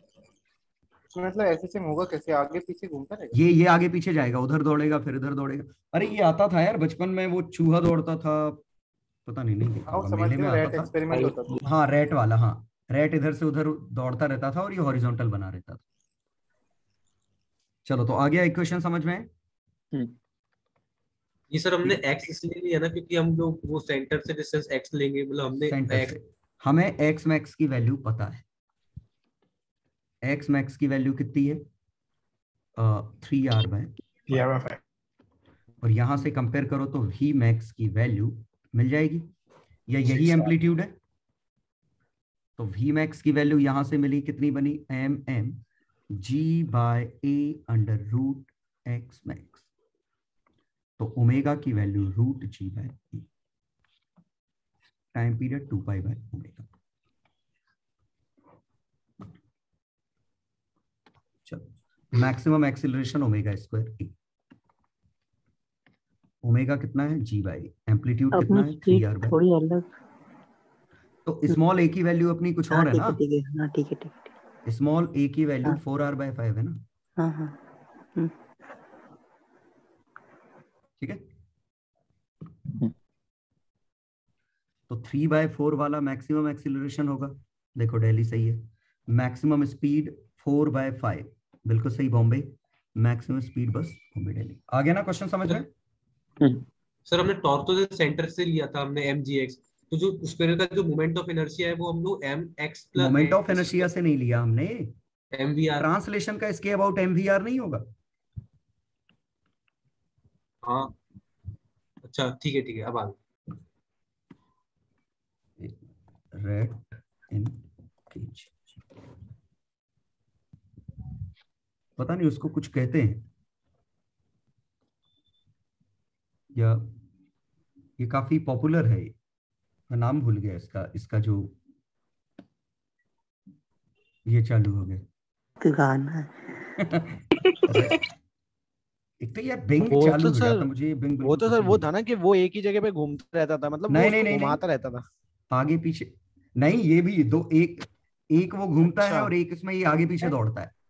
अच्छा उसका मैं नाम भूल गया, अब छोड़ो कौन सा 58 पे बस। सर ऑब्वियस है कि एक तरफ जाएगा दूसरी तरफ जाना ही पड़ेगा, उससे बैलेंस करने से गिर जाएगा।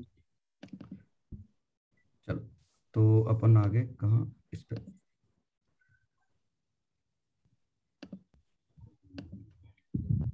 चलो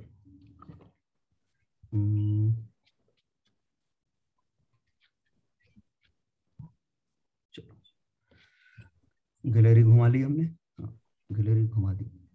अब ये एक और है कैपेसिटर वाला भी, हाँ अगला हो गया। इसका एक बार फिगर बता देंगे आप? कौन सा फिफ्थ का? फिफ्थ का ही, हाँ। Two alike discharge lamps are operated from mains 230 and they both are connected to inductors in series. Inductors are alike. A condenser is connected in series to one of the discharge tubes. With this arrangement, it is ensured that when current through one of the lamp is maximum, then current through the other is minimum and vice versa. ठीक है. The average value of power is 8 watt. ठीक है. तो discharge lamp को हमने resistance माना. Connected to inductor in series. They are both connected. The condenser is connected in series to one of the discharge tube. With this arrangement, it is ensured. कुछ अजीब नहीं लग रहा है? तो ऐसा लग रहा था पैरेलल में कनेक्टेड है. ऐसा समझ ही अभी नहीं देखता हूँ. Inductors are alike. ठीक है. तो ये XL सेम है. R same. Connected to series to one. Both are connected to inductor in series. Capacitance ये है. When current through one of the lamp is maximum, then current through the other one is minimum and vice versa. Average value of power is 8 watt. Then which of the following are correct? 230 volt.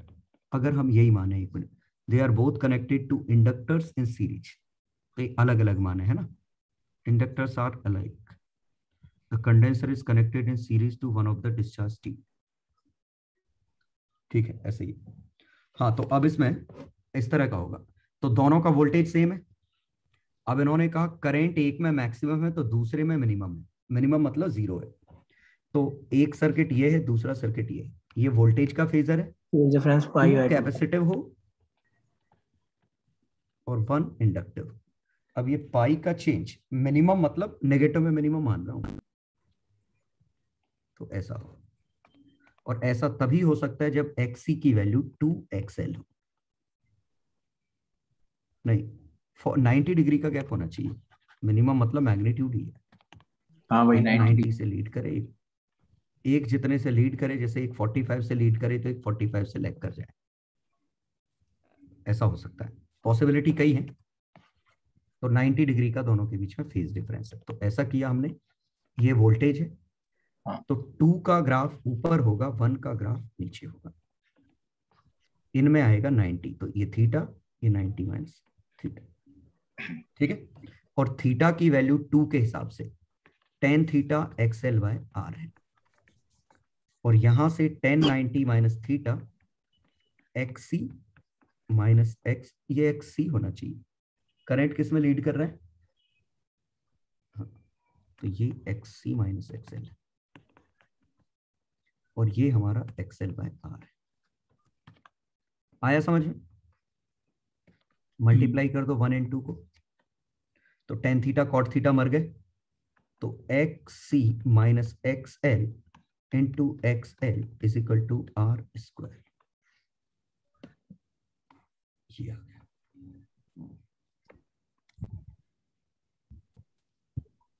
चलो बात समझ में आई है? Sir ये 90 degree कैसे सोचा? इसमें लिखा है ना, जब एक में करंट मैक्सिमम है दूसरे में 0 है. तो एक में करंट मैक्सिमम है दूसरे में 0 है, मतलब 90 डिग्री का गैप रहा होगा. ऐसे ग्राफ होंगे दोनों के. ठीक है. चलो, तो एक इंफॉर्मेशन हमारे पास ये है. दूसरी इंफॉर्मेशन हमारे पास ये है कि पावर 8 वॉट है. और पावर निकालते जब ऊपर वाले सर्किट से, एक मिनट मैं पहले इसको छोटा कर देता हूं. अब मैं सर्किट फिर से बना रहा हूं. क्या है हमारा, चल क्यों नहीं रहा पेन? तो एक सर्किट हमारा ये है, इंडिपेंडेंट सर्किट है दोनों. और एक सर्किट हमारा ये 2 सर्किट है. ठीक है. ये 1, ये 2. तो अब हमने फेजर बनाया. तो ये वोल्टेज का फेजर है, ये 2 का फेजर है, ये 1 का फेजर है. पहले ये समझ में आया. थीटा 90 माइनस थीटा, यहां तक क्लियर है ना? अब जब हम पावर निकालते तो पावर का फॉर्मूला क्या होता है? I square R. ये होता है, सीधे होता है. अगर रेजिस्टेंस, करंट रेजिस्टेंस से ले रहे हैं तो सीधे I स्क्वायर R लिख सकते हैं. हाँ. अब अगर इसका फेजर इधर है तो इसका फेजर थीटा ऊपर है. तो इस इंफॉर्मेशन से हमें क्या पता चला कि ये R है, ये XC माइनस XL है, ये Z है, ये थीटा ऊपर है. लिख सकते हैं. तो I को V बाय Z का होल स्क्वायर इंटू R लिख सकते हैं। रेजिस्टेंस 2 में है ना, मतलब ऊपर अरे सिर्फ हमने ऊपर का पावर लिखा, पावर किस सर्किट का, 2 का। हाँ ठीक है। अब इसको लिखा V स्क्वायर बाय, अब लेकिन Z को R बाय कॉस थीटा लिख लो। पता नहीं ये समझ में आ रहा है कि नहीं। तो ये V square by R cos square theta बना। तो विदाउट एनी प्रॉब्लम मैं 1 का मैं फिर से बिना रिपीट किए साइन स्क्वायर थीटा लिख लूं। हाँ, दोनों का सम 1 हो जाएगा। समझ में आया? जुगाड़। तो दोनों का सम V स्क्वायर बाय R आ जाएगा, टोटल पावर। तो इससे रेजिस्टेंस की वैल्यू मिल जाएगी, और टोटल पावर 8 है, V की वैल्यू 230 है। तो 230 का whole square by R is equal to 8। तो 23 इंटू 23 इंटू 100 का अपॉन 12.5। 33 तक नहीं आ रहा क्या? ऐसे 3.3 टाइप का उत्तर नहीं आ रहा था। नहीं आ रहा था? नहीं, क्यों? ये 529 इंटू 25/2, इसको 530 मान लो, क्या फर्क पड़ रहा है, इंटू 25/2। तो 529/8 ही कर देता हूँ, 8 इंटू 100। नहीं, ये तो 6 समथिंग बनेगा, है ना? हाँ भाई, डबल डबल हो गया ये तो। हाँ, the value of resistance of discharge tube double हो गया। आई की वैल्यू V बाय Z का होल स्क्वायर इंटू R, बिल्कुल सही है। Z को R by cos theta, V square by R cos square theta sine square theta, V square by R single R single V, 230 का whole square bye 8।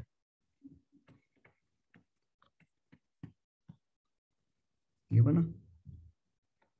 तो 52900 bye 8, 48 49 66 6.6 kilowatt आया। हाँ बिल्कुल 6.6 आया। ठीक है, यहाँ पैरेलल है तो R/2 करने का सेंस ऐसा तो नहीं नहीं मिलेगा नहीं ना नहीं, ऐसा इसमें, कुछ नहीं। वो तो टोटल पावर ही 8 वॉट दी है ना। शायद एक सिंगल में पावर अगर दी होती तो हमारा सही आ जाता, नहीं तो भी नहीं आता, तो फिर कॉस थीटा पे डिपेंड कर जाता ना। टोटल पावर ही है ना 8 वॉट। हाँ, एवरेज वैल्यू ऑफ पावर, हाँ टोटल पावर ही 8 वॉट। देखते हैं अब आगे। तो कितना बना अपना, रेजिस्टेंस आ गया 6.6 किलो। कैपेसिटेंस वगैरह कैसे निकालेंगे अभी? कैपेसिटेंस कैसे निकालेंगे, थीटा तो पता ही नहीं है ना हमें।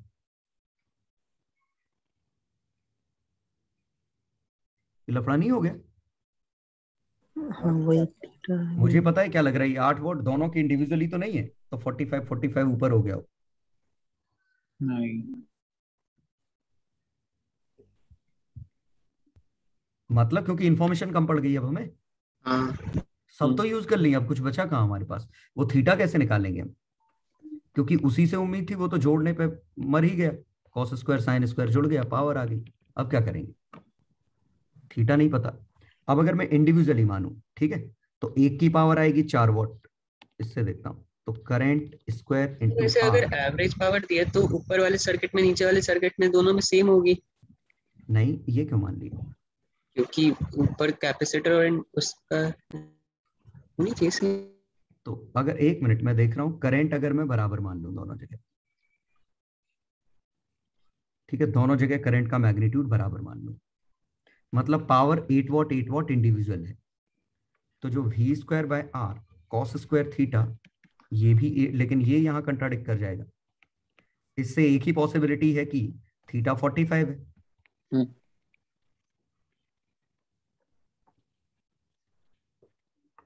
अगर दोनों की इंडिविजुअली माने तो थीटा 45 है, रेजिस्टेंस फिर सही है 3.3 बन जाएगा, है ना। और XL माइनस XC, इंडक्टेंस कितना है, कैपेसिटर रिएक्टेंस डबल, ये भी सही आ गया। टोटल ओमिक रेजिस्टेंस वो नहीं निकाल पाने, टोटल ओमिक रेजिस्टेंस देखो, हाँ यही है क्वेश्चन में, दोनों की पावर 8 है, तब जाके आंसर आ रहा है। देखो दोनों की पावर 8 मान लो तो दोनों का इम्पीडेंस सेम हो जाएगा, और एक 45 लीड करेगा, एक 45 लैग करेगा, तो v square by r theta की वैल्यू 45 मिल जाएगी। हाँ, अब हमारा रेजिस्टेंस भी सही आ जाएगा और टोटल इम्पीडेंस r√2 हो जाएगा। तो XL is equal to R, XC is equal to 2R। ये आंसर आ जाएगा।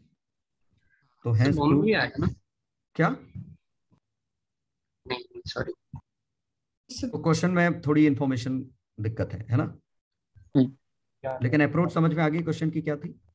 हाँ एक मिनट, आप थर्ड वाला खोलें। थर्ड, अरे यार तुम अप्रोच बता दी मेरी सही है कि नहीं? सर वैसे इस क्वेश्चन में कुछ नहीं दिया था तो हम आरएमएस वैल्यू ही मानते हैं ना 230 को। हाँ हाँ आरएमएस ही है और क्या। mu1 mu2 both sheet have thickness t1 plus t2 by 2। ये t1 t2 क्या है? both sheets have thickness t1 plus t2 by 2। central maxima is obtained at distance 5 mm from center O। now one of the sheet are replaced by two sheet of same material both having। अब बोलो क्या दिक्कत है? हाँ मैं ये कह रहा था इसमें, जैसे मैं ये कह रहा था जैसे किसी x डिस्टेंस ऊपर होता, मतलब x बीटा ऊपर होता तो सीधा अपन x लैम्डा कह सकते हैं ना, पाथ डिफरेंस। बिल्कुल बिल्कुल बिल्कुल कह सकते हैं। हाँ बिल्कुल बिल्कुल, जैसे t mu-1 t dash mu dash -1 is equal to, अगर ये n बीटा होता तो n लैम्डा। हाँ बिल्कुल ठीक है सर, इसमें एप्रोक्सीमेशन ट्रू नहीं होता तो क्या, अगर इसमें एप्रोक्सीमेशन ट्रू नहीं होता तो हम sin थीटा को इतना गंदा नहीं आएगा रे, मर जाएंगे हम। अगर हम लोग शीट, अगर ये शीट लगाई गई है तो वो लॉजिक काम करेगा, बीटा छोटा होगा, अदरवाइज बहुत दिक्कत हो जाएगी। एंगल अगर ज्यादा बड़ा हुआ ना तो ये क्या थिकनेस टी लेनी चाहिए, नहीं टी का सेक, तो टी सेक थीटा है ना, तो तभी है जब ये डिस्टेंस छोटा, बिल्कुल हम छोटे एंगल की बात कर रहे हैं, सो दैट हम टी सेक थीटा को अप्रोक्स टी मान पाए। तो इस फॉर्मूले में ही वो दिक्कत छुपी हुई है। तो अगर शीट्स आती हैं तो स्मॉल एंगल के लिए पूछा जाएगा। चलो 6-7 हो गया, 6-7 हो गया। SHM वाला है सर, 7 बता दीजिए। मैंने क्या किया तो था, मतलब इसमें मैंने क्या किया था सर कि एक तो स्प्रिंग का वर्क ले लिया था, एक एमजी का वर्क ले लिया था, और एक और इसका वर्क गैस जो वर्क करेगी, एडियाबेटिक वर्क जो आता है P1 - P2 V2 by gamma -1 equals to half. ये क्या है एडियाबेटिक प्रोसेस थोड़ी है, स्प्रिंग लगी है तो लिखा है नहीं, एडियाबेटिक तो है ना, गैस है ना अंदर। अरे यार तो वो लिखा था, क्वेश्चन में लिखा है एडियाबेटिक मानना है। अरे अंदर वाली गैस को एडियाबेटिक मानना है, ये कहा है। All the process in the gas is adiabatic. Okay, अगर एक्सटर्नल, क्योंकि हमने अगर एक्सटर्नल स्प्रिंग लगा दी ना तो हमने प्रेशर अपना डिफाइन कर दिया अलग से, और अगर प्रेशर हम समझ गए ना, प्रेशर डिफाइन कर दिया, वॉल्यूम भी डिफाइंड है एक्स के टर्म में, तो पीवी ग्राफ तो शायद स्ट्रेट लाइन बनेगा। ये समझ आया क्या कहा मैंने? हाँ, क्योंकि एक्स का फंक्शन निकल जाएगा स्प्रिंग के साथ एसएचएम पूरा होगा। क्योंकि अगर ये होता तो इसका प्रेशर P0 + KX होता, वॉल्यूम कुछ V0 - AX या प्लस AX होता, तो लीनियर फंक्शन आ गया, तो पीवी ग्राफ तो स्ट्रेट लाइन बन गया। सही बात है ना, तो दिया है इसलिए हमने ऐसा मान लिया। चलो अब देखते हैं, मतलब इसमें गैस का वर्क ना लेके सिर्फ स्प्रिंग का और ये MGH का रोल जो था वो लेते। When piston becomes unstretched after the release, release with 0 velocity, okay, spring becomes unstretched after the, तो स्प्रिंग का वर्क डन आ गया हाफ KX², एक mg का आ गया, और एक एडियाबेटिक का, तीनों का वर्क ले लो। अब क्या कर सकते हैं, एडियाबेटिक का ही है तो मानना ही पड़ेगा, अदरवाइज ये गड़बड़ है। डिनोमिनेटर तो मैच कर रहा है, बस ये 449 मैच नहीं कर रहा, इसलिए कुछ 500 समथिंग आ रहा है। किसी का आया, क्या करने से आया? वो सर गलत है, पहले भी क्वेश्चन आता नहीं करता, रिपीटेड है, उसका मैच नहीं करता है, वो पहले भी आ चुका है टेस्ट में। ऐसा है क्या? हाँ, क्योंकि टेक्निकली रॉन्ग है क्वेश्चन, टेक्निकली रॉन्ग है। एडियाबेटिक प्रोसेस हो ही नहीं सकती, एडियाबेटिक नहीं हो सकती, क्योंकि वो पहले में ठीक है, हमने कुछ फ्रीक्वेंसी इतनी हाई कर दी होगी कि एडियाबेटिक मान लिया होगा, लेकिन दूसरे में तो वर्क ही पूछ लिया, अब तो लफड़ा हो ही जाएगा। हाँ, तो गड़बड़। दूसरे में फिर सर आपने ये स्ट्रेट लाइन वाली चीज को सही मानते हो, सॉल्व किया? नहीं मान सकते ना, बताया ना अभी, लीनियर ग्राफ बन गया प्रेशर और वॉल्यूम का। ओके पिस्टन के इक्विलिब्रियम के लिए सॉल्व करोगे तो प्रेशर ऑफ गैस कुछ एक्सटर्नल के टर्म में आएगा और AX आएगा, या वो अपने आप P और V में रिलेशन डिफाइन ही हो गया ना। पिस्टन के इक्विलिब्रियम से प्रेशर, ज्योमेट्री से वॉल्यूम, तो प्रेशर वॉल्यूम डिपेंडेंट हो गए, तो गड़बड़ हो गया ना, है ना।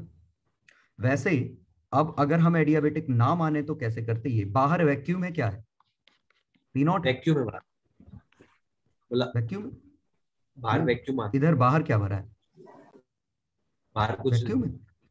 हाँ कुछ बोला नहीं है ऐसे तो। कुछ ही नहीं बोला। अरे सिर्फ स्प्रिंग बचा रही है, मतलब कंप्रेसर वॉइड लिखा था कहीं पे। हाँ वॉइड लिखा है बस, वॉइड लिखा है इसमें। कहाँ लिखा, थर्ड लाइन लास्ट। ठीक है, the compresses the gas leaving the upper section of the, लो अब तो उन्होंने और बड़ा रायता फैला दिया, चलो कि इनिशियली, हाँ क्योंकि अब तो यहाँ P0 है तो पूरा प्रेशर स्प्रिंग की वजह से है। नहीं सर, उसका मास है, इसका मास भी है, ग्रेविटी भी, mg है, तो mg की वजह से भी है। तो प्रोसेस तो डिफाइन हो ही गई, गड़बड़ हो गया ये, है ना। तो हम क्या करेंगे फिर, एडियाबेटिक नहीं मानेंगे, अगर वर्क पूछा है तो हम वर्क डन से सॉल्व करेंगे पूरा। यहाँ वेलोसिटी 0, यहाँ वेलोसिटी 0। अब मुद्दा उठा वर्क डन बाय गैस क्या होगा, तो कोई दिक्कत नहीं, हम इसका प्रेशर P लिखेंगे किसी भी समय, है ना। तो ये P लिखा, इसका प्रेशर कितना था, कुछ P0 था, इसका प्रेशर PX लिखा, तो PXA ये minus KX minus mg dx 0 से x इज इक्वल टू ये, ठीक है। ये नेचुरल लेंथ, ये स्प्रिंग, तो स्प्रिंग ने तो एनर्जी सप्लाई की है, तो work done by spring half plus का half KX², work done by gravity minus mg का x0। अब मुद्दा बस उठा कि वर्क डन बाय गैस क्या है। अब इसमें प्रॉब्लम क्या हो रही है कि या तो हम इस प्रोसेस को क्वेसी स्टैटिक माने तो पिस्टन के इक्विलिब्रियम के लिए सॉल्व करेंगे, अगर क्वेसी स्टैटिक नहीं है तो फिर प्रेशर कैसे डिफाइन करेंगे, क्वेसी स्टैटिक ही मानते हैं। अगर तो क्वेसी स्टैटिक करते तो फिर पिस्टन की काइनेटिक एनर्जी का सेंस ही खत्म हो जाता ना। हाँ सही, है ना। तो हर इंस्टेंट पे फिर पिस्टन इक्विलिब्रियम में कहाँ है, तो वर्क डन बाय गैस फिर इसी के बराबर आ जाएगा ना फिर सीधे, हाँ स्प्रिंग के बराबर ही आ जाएगा, सो स्प्रिंग ऑफ ग्रेविटी, ये वर्क डन बाय गैस सीधे आ जाएगा फिर।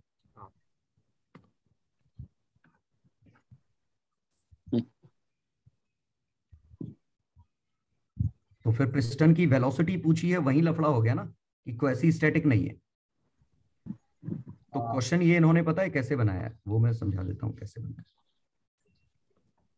इसमें x0 का एक्सटेंशन है, तो किसी भी इंस्टेंट पे जब इसमें x था कुछ भी, तो ये जो प्रेशर ऑफ गैस, इसका जब फ्री बॉडी डायग्राम बनाओगे तो P gas into area minus m plus KX minus mg ऐसा बनता। और ये P गैस की वैल्यू इन्होंने कहा कि ये उससे लिख लो, एडियाबेटिक से लिख लो, ये एडियाबेटिक से छाप लो, तो अब इंटीग्रेशन हो जाएगा। तो ये work done by gas adiabatic वाला ही हो जाता सीधे, तो वही P2 V2 minus P1 V1 by gamma minus 1। Solve करने पे ये आता, स्प्रिंग का हाफ KX², mg का mgx। तो क्वेश्चन तो सही हुआ ना। हाँ ये मानेंगे, इससे आंसर आता है, तो आंसर भले नहीं आ रहा है, आंसर ऐसा मानेंगे, इससे नहीं आएगा। मतलब हम फिर क्वेसी स्टैटिक नहीं मान रहे, हम तो एडियाबेटिक लगा दे रहे हैं सीधे, हम प्रेशर यूनिफॉर्म मान ही लिए पूरे में। चलो आगे बढ़ो। इसको ज्यादा समझने की जरूरत नहीं है ना, मतलब जो प्रोसेस दी उस हिसाब से लगा दिया डायरेक्ट, फ्रीक्वेंसी तो निकाली। हाँ उन्होंने एडियाबेटिक दिया, हमने दिमाग लगाना बंद कर दिया। हाँ वही, वरना वो बहुत कॉम्प्लेक्स सा लग रहा है सोचने में। हाँ अरे क्वेसी स्टैटिक की प्रोसेस नहीं है ना, तो हमारे वो लॉजिक की प्रेशर पूरे में यूनिफॉर्म, वो गड़बड़ हो जाएगा। तो हमने सिंपली क्या किया कि काफी फास्ट हो रहा होगा और फास्ट प्रोसेस एडियाबेटिक है, और एडियाबेटिक का यूज क्या किया, किसी भी इंस्टेंट पे प्रेशर निकालने के लिए। हाँ ठीक है, चलो अगला बोलो, 8th 9th। सर 9th वाले में अल्फा, अगर क्योंकि एक्सेलरेट कर रहा है तो हो गया, 8th हो गया, 8th हो गया। चलो 9th में change in dipole moment at t equal to t। हाँ बताओ। सर मैं कह रहा हूँ उसमें ओमेगा तो है नहीं, यूनिफॉर्म तो घूम नहीं रहा, एक्सेलरेशन आ रहा है, तो एक्सेलरेशन के लिए हम हाफ अल्फा टी स्क्वायर बराबर 2 पाई आर करेंगे नहीं, ना? इन्होंने कुछ कहा है, रेडियस कांस्टेंट लेना है, कुछ अच्छा लिखा हाँ, होगा। रेडियस कांस्टेंट लेना होगा ना। उससे क्या फर्क पड़ेगा सर? अरे तो ओमेगा बदल गया होगा ना, change in dipole moment omega में चेंज आ जाएगा ना। अब वो तो ठीक है, लेकिन हम लोग torque time is equal to निकालने I delta omega torque dt का इंटीग्रेशन, हाँ, आई ये तो कांस्टेंट लेना है। हाँ ये तो ठीक है सर। ये डेल्टा एल है, और डेल्टा एल की वैल्यू मिल गई, इसमें q/2m मल्टीप्लाई कर दो तो डेल्टा एम आ जाएगा। हाँ तो इसकी वैल्यू कितनी आ जाएगी, टॉर्क dt का इंटीग्रेशन इनटू q/2m। बस ये क्वेश्चन हो गया। मैं ये कह रहा था सर, इलेक्ट्रॉन रिवॉल्व कर रहा है, उसके पास कुछ ना कुछ एक्सेलरेशन है, एंगुलर एक्सेलरेशन है ना? हाँ। तो अगर हमें करंट निकालना है तो हम लोग को q/t करना होता। यहाँ t निकालने के लिए हमें सर हाफ अल्फा टी ये क्या चीज है रे, कुछ भी कह रहे हो। इतनी तेजी से घूम रहा है कि हम किसी भी समय करंट सीधे एंगुलर मोमेंटम के लिए I इंटू एरिया वेरिया नहीं लगा रहे हैं, q/2m एंगुलर मोमेंटम। अब अपने आप एल वेक्टर अलग अलग इंस्टेंट पे बदल रहा है, तो एम वेक्टर अलग अलग इंस्टेंट पे बदल रहा होगा। ठीक है ठीक है। अब सर इन्होंने लास्ट स्टेप में ऊपर तो सेम ही करे, लास्ट स्टेप में इन्होंने उसको डबल कर दिया किसी से वगैरह। टॉर्क dt टॉर्क का इंटीग्रेशन नहीं किया हमने, वो 2 इलेक्ट्रॉन थे ना, वो न्यू नेट सीधे उन्होंने डबल कर दी। 2 इलेक्ट्रॉन थे क्या? हीलियम है। हीलियम एटम, समझ गया ना, 2 इलेक्ट्रॉन घूम रहे हैं।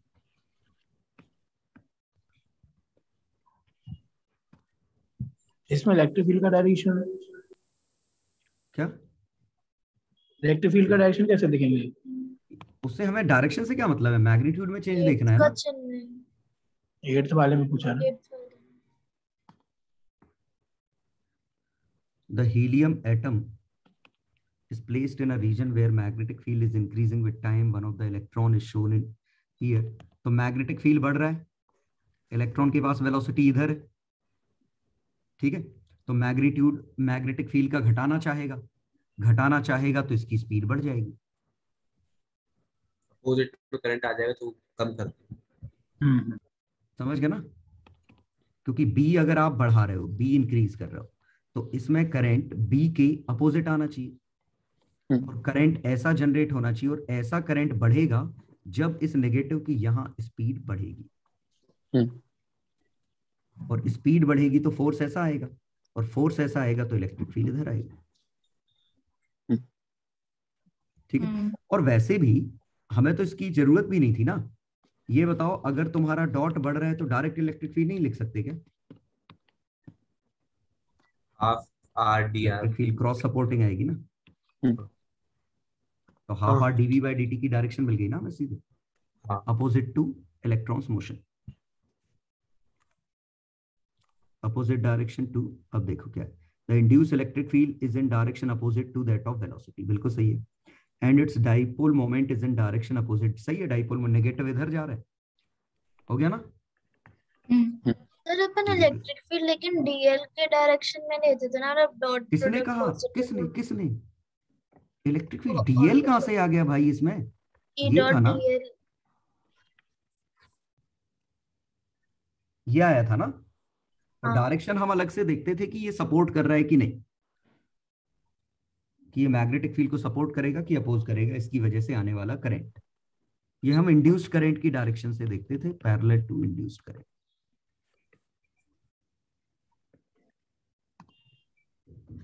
ठीक है सर, वैसे q/2m से चलो सॉल्व करना समझ में आ गया, लेकिन वैसे नॉर्मली सॉल्व करना गलत क्यों था सर? अरे उसमें क्या लोगे तुम, कितने चक्कर लगाए, कैसे मानोगे तुम, कैसे निकालोगे? हाँ वैसे बहुत तेज घूम रहा है इसलिए ना। हाँ ठीक, चलो सन्स एनर्जी हो गया है, नहीं समझ में आया, नहीं समझ में आया। 2 पार्टिकल विद सेम स्पीड ऐसे आ रहे हैं ये, तो अगर इनको न्यूक्लियर रिएक्शन करवानी है तो इनके पास जो टेम्परेचर वाली एनर्जी होगी, ठीक है, हाफ kT और हाफ kT, ये पार्टिकल की एनर्जी होगी, या 3/2 kT, जितने भी डिग्री ऑफ फ्रीडम लेने होंगे, है ना। वो किसके बराबर होनी चाहिए? न्यूक्लियर एनर्जी के बराबर। अब देखें सोर्स या जो भी एनर्जी का ऑर्डर दिया होगा, surface must be infused together. Assume that the charge of uniformly distributed throughout its volume. Particle behave as monoatomic gas. Mass, charge, and radius of the particle are this. Temperature of the sun's core is about this. Two particles are moving with same speed. They collide, then minimum speed to occur this reaction. हाँ, तो minimum speed करने के लिए energy कहाँ दी गई है? Masses दे रखे हैं, चार्जेस दे रखे हैं, वो उससे आ जाएगी ना, sigma A to the power 4 उससे। क्या sigma A to the power 4 से? Sigma A to the power 4 का क्या लेना देना है इससे? जो रेडिएशन आएगा मतलब एनर्जी तो उसी से लग रहा था। नहीं nuclear in which two positive, अरे हमें न्यूक्लियर एनर्जी का ऑर्डर निकालना है। एनर्जी इलेक्ट्रोस्टैटिक में चल जाएगी ना, और वैसे बोला जो काइनेटिक एनर्जी से इक्वेट नहीं कर देंगे, मतलब टेम्परेचर इस ऑर्डर का है ना, टेम्परेचर इस ऑर्डर का है, तो इससे काइनेटिक एनर्जी निकालो उनकी कितनी होगी। लेकिन आरएमएस का क्या सेंस है? आरएमएस और वी का कुछ काइनेटिक एनर्जी की कैलकुलेशन में तो हम हमेशा आरएमएस ही यूज करते हैं ना, एवरेज काइनेटिक एनर्जी। इसलिए है ना कि नहीं अच्छा, आरएमएस ही तो इसका स्क्वायर है ना। अच्छा ओके ठीक, तो ये टेम्परेचर लिखा है, इसी से स्पीड नहीं आ जाएगी? तो आरएमएस आएगी ना, मतलब एवरेज स्पीड और अपॉन आरएमएस स्पीड करना है ना, मतलब एवरेज स्पीड कहाँ लिखा? यही वो रेशियो पूछा है उसमें, मुझे तो लग रहा है पूछा था। Two particle are moving they minimum ratio of speed of particle to VRMS। Okay, तो VRMS तो अपन ने ऐसे निकाल लिया टेम्परेचर से, उसी के रूट से T/m लगा सकते हैं।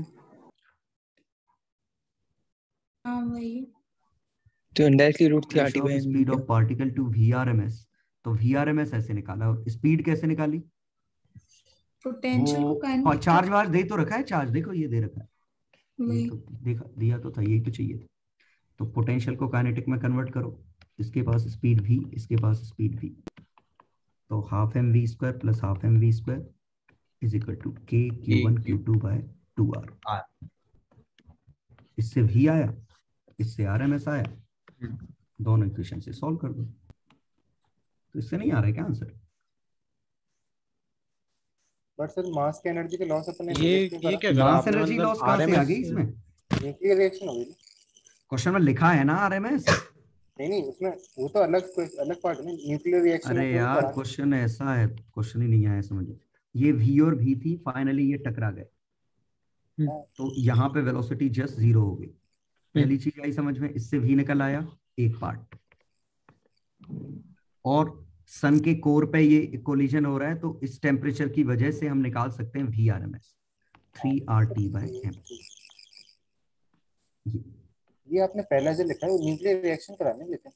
हाँ न्यूक्लियर, तो अगर न्यूक्लियस टच हो गए, यहाँ तक पहुंच गए, अब तो न्यूक्लियर अट्रैक्शन इसको कर ही लेगा ना। तुमको अंदर का कोलाइड कराना है, कोलाइड हो गए, काम हो जाएगा। इतना क्या है? हाँ मेरे को लगा न्यूक्लियर रिएक्शन का बहुत रोल आएगा, मतलब उसमें Q वैल्यू जैसे अपन ने पिछली क्लास में अरे ये बहुत, तो टेम्परेचर इतना आया ना, इसका एनर्जी निकालना जरा किस ऑर्डर की आएगी? मेगा इलेक्ट्रॉन वोल्ट के ऑर्डर की तो आएगी। हाँ बिल्कुल, यही तो एनर्जी है जो हमें वर्क करना पड़ता है इनको एक दूसरे के पास तक पहुंचाने के लिए, ये इस ऑर्डर की ही। वो आपने लास्ट क्लास में क्वेश्चन कराया था ना, जैसे कि अपन को किसी की डेल्टा Q नेगेटिव आ रही थी, उसमें हाँ तो Q वैल्यू ही निकाली, ये Q वैल्यू ही निकाली हमने, ये जो k q1 q2/r, ये काइंड ऑफ इस रिएक्शन की नेगेटिव की वैल्यू है कि अगर आपको दो प्रोटॉन को टकराना है तो उनको कोलिजन कराना है, तो कम से कम ये तो चाहिए ना कि वो यहां तक पहुंच जाए, इसके बाद न्यूक्लियर अट्रैक्शन संभाल लेगा।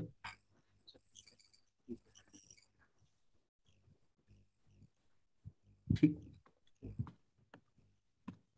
तो इन्होंने क्या किया, ये देखो सेकंड तो सही है, फर्स्ट भी सही, यही तो किया। in the core of the sun's temperature is this minimum speed of particle to occur nuclear reaction. एक मिनट, ये और पिछला क्वेश्चन में अंतर क्या है? टेम्परेचर टेम्परेचर पर डिपेंड ही नहीं, टेम्परेचर डिफरेंट है। ओके, टेम्परेचर अलग है। ओके, तो टेम्परेचर की जरूरत कहाँ है हमें? नहीं है। हाँ वही नहीं है वो टेम्परेचर की जरूरत कहाँ है? नहीं है नहीं, तो पहले आई थी वही आ जाएगी। टेम्परेचर की जरूरत क्यों नहीं? वो आइडियल गैस की तरह मानना तो है हमें, ना तो ना। अरे क्वेश्चन में कुछ और है। वंस अगेन न्यूक्लियर रिएक्शन कराना है और स्पीड पूछिए। तो तुमने रेशियो निकाला था ना वीआरएमएस के साथ। हाँ, उसी में से v की वैल्यू पूछिए। इसकी जरूरत ही नहीं थी इस इंफॉर्मेशन। टेम्परेचर क्यों नहीं रोल आएगा? वो तो आरएमएस निकालने के लिए जरूरत है, असली में थोड़ी ना जरूरत है। हाँ, रिएक्शन करने के लिए सही है ना कि दोनों पार्टिकल बगल बगल में आ जाने चाहिए, सेंटर से सेंटर। हाँ, मतलब सरफेसेस टच हो जानी चाहिए। हाँ, बस ये कोलिजन की कंडीशन है बस। ठीक है, तो यहाँ क्या होता है, डिस्टेंस इतना कम है ना, यहाँ फर्मी के ऑर्डर का डिस्टेंस है, तो Q1 Q2। अब अगर चार्ज तुम 1.6 10 पे -19 भी लो बाय डिस्टेंस r 10 पे -15, इस ऑर्डर का बनेगा। एक इलेक्ट्रॉन में अलग कर दो तो ये बना 15 और 9 24 और 19 10 पे 5 इलेक्ट्रॉन वोल्ट के ऑर्डर का आया, आ गया मेगा इलेक्ट्रॉन वोल्ट का ऑर्डर। ठीक, क्वेश्चन नंबर 12 हो गया। सर ये बॉम्बे चेन्नई समझ नहीं आया किसका, मतलब ये 12 का, ये वाली मैच। ये लाइन नहीं देखी तुमने? डी काफी बड़ा है, डाइपोल मान लो दोनों को। अच्छा, इसका cos थीटा है तो इसका प्लस इधर है, इसका माइनस इधर है। तो इसका डाइपोल ऐसा है पहले का, दूसरे वाले भी cos थीटा उसी डायरेक्शन में, तो दूसरा भी ऐसा है। तो ये पहले P1 चेन्नई नहीं आएगा, P2 D। अब एनर्जी पूछी है तो वही फॉर्मूला, फोर्स पूछा है formula 6 K1 K2 bye R पे 4। ये P1 P2 K R पे 4 याद है? एनर्जी के डिफरेंशिएट करना। हाँ सर, ये आ गया, वो वाली लाइन ही देखो डाइपोल। सर तो जो चेन्नई वाला पार्ट है इसमें उसको z एक्सिस के बाद रोटेट कर दो। किसको? एक डाइपोल कौन से बी वाले डाइपोल को। हाँ, तो डाइपोल की डायरेक्शन नहीं बदल जाएगी, बस क्वेश्चन ऐसा था। ये पूरा अरेंजमेंट शिफ्ट नहीं हो जाएगा? क्यों? अरे ये बहुत दूर है, ये पढ़ो नहीं ये लाइन। तो यहां से अगर तुमने क्या किया, रोटेटिंग बाय 90 डिग्री अबाउट, तो ऐसे करोगे या फिर ऐसे ऐसे। ठीक है, तो डाइपोल घूम रहा है ऐसे। ठीक, मैग्नीट्यूड पूछा है, मैग्नीट्यूड तो सेम ही आएगा। यहाँ एनर्जी 0 है, यहाँ energy K P1 P2 bye R पे 4 R3 2, एक जगह माइनस एक जगह प्लस। तो दिक्कत कुछ मुझे लग रहा है वही चीज मिस कर दी, लेकिन वो ऑप्शन से समझ में आ रहा है कि ऐसे ऑप्शन कब बनेंगे। ये मेन चीज थी ये कि ये डाइपोल है, सिंपली क्वेश्चन ऐसा था। ऐसे थे, फिर हम इनको घुमा दे रहे हैं।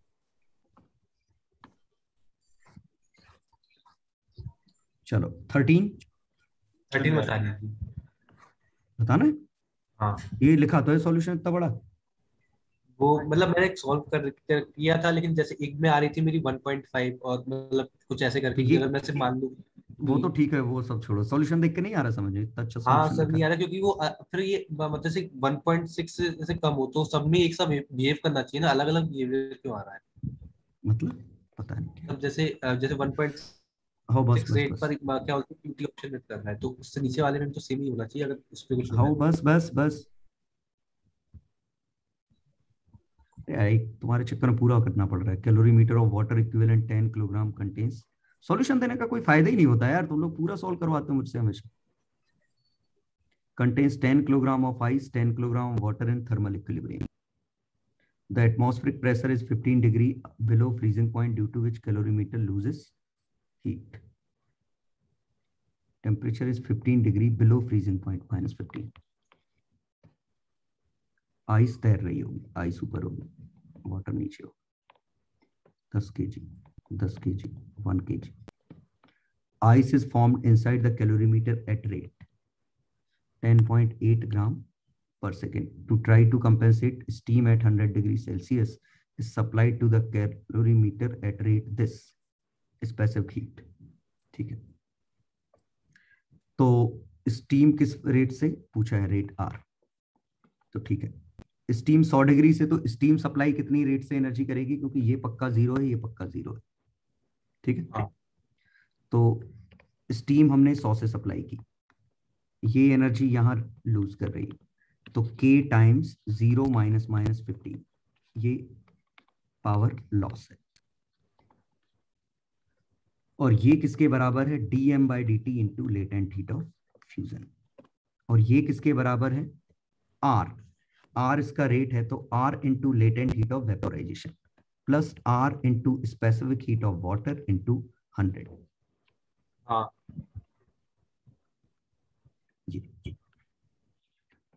तो ये वाली वैल्यू इसके बराबर है, dm/dt into latent heat of fusion. Latent heat of fusion. बाकी स्टैंडर्ड होंगे तो बड़ी अच्छी बात है. नहीं, वेपोराइजेशन 450 है और वो 1 है, तो ये 450 इंटू 550 इंटू R, इसकी value dm/dt into latent heat. dm/dt कितना है? 10.8 इंटू 80, तो R की वैल्यू ये आ जाएगी 108 इंटू 8/550.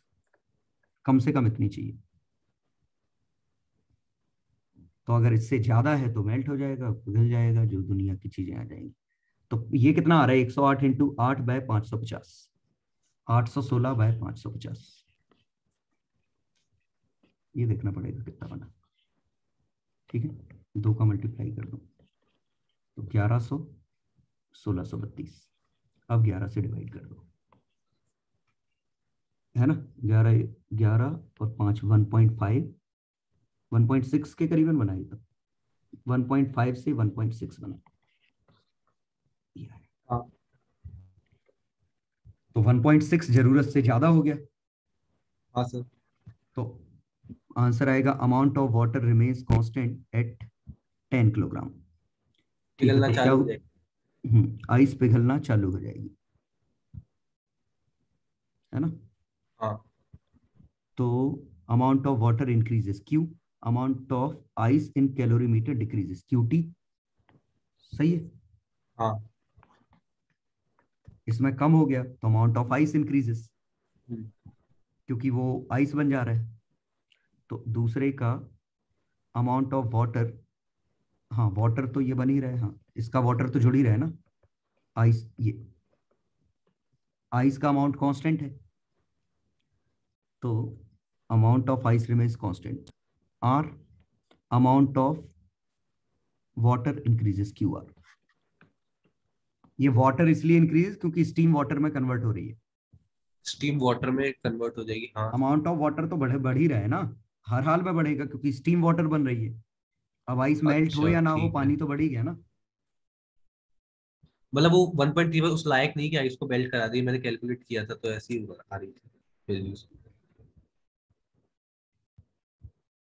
ये बाकी के आंसर क्यों बदल गए? PSES क्यों हो गए?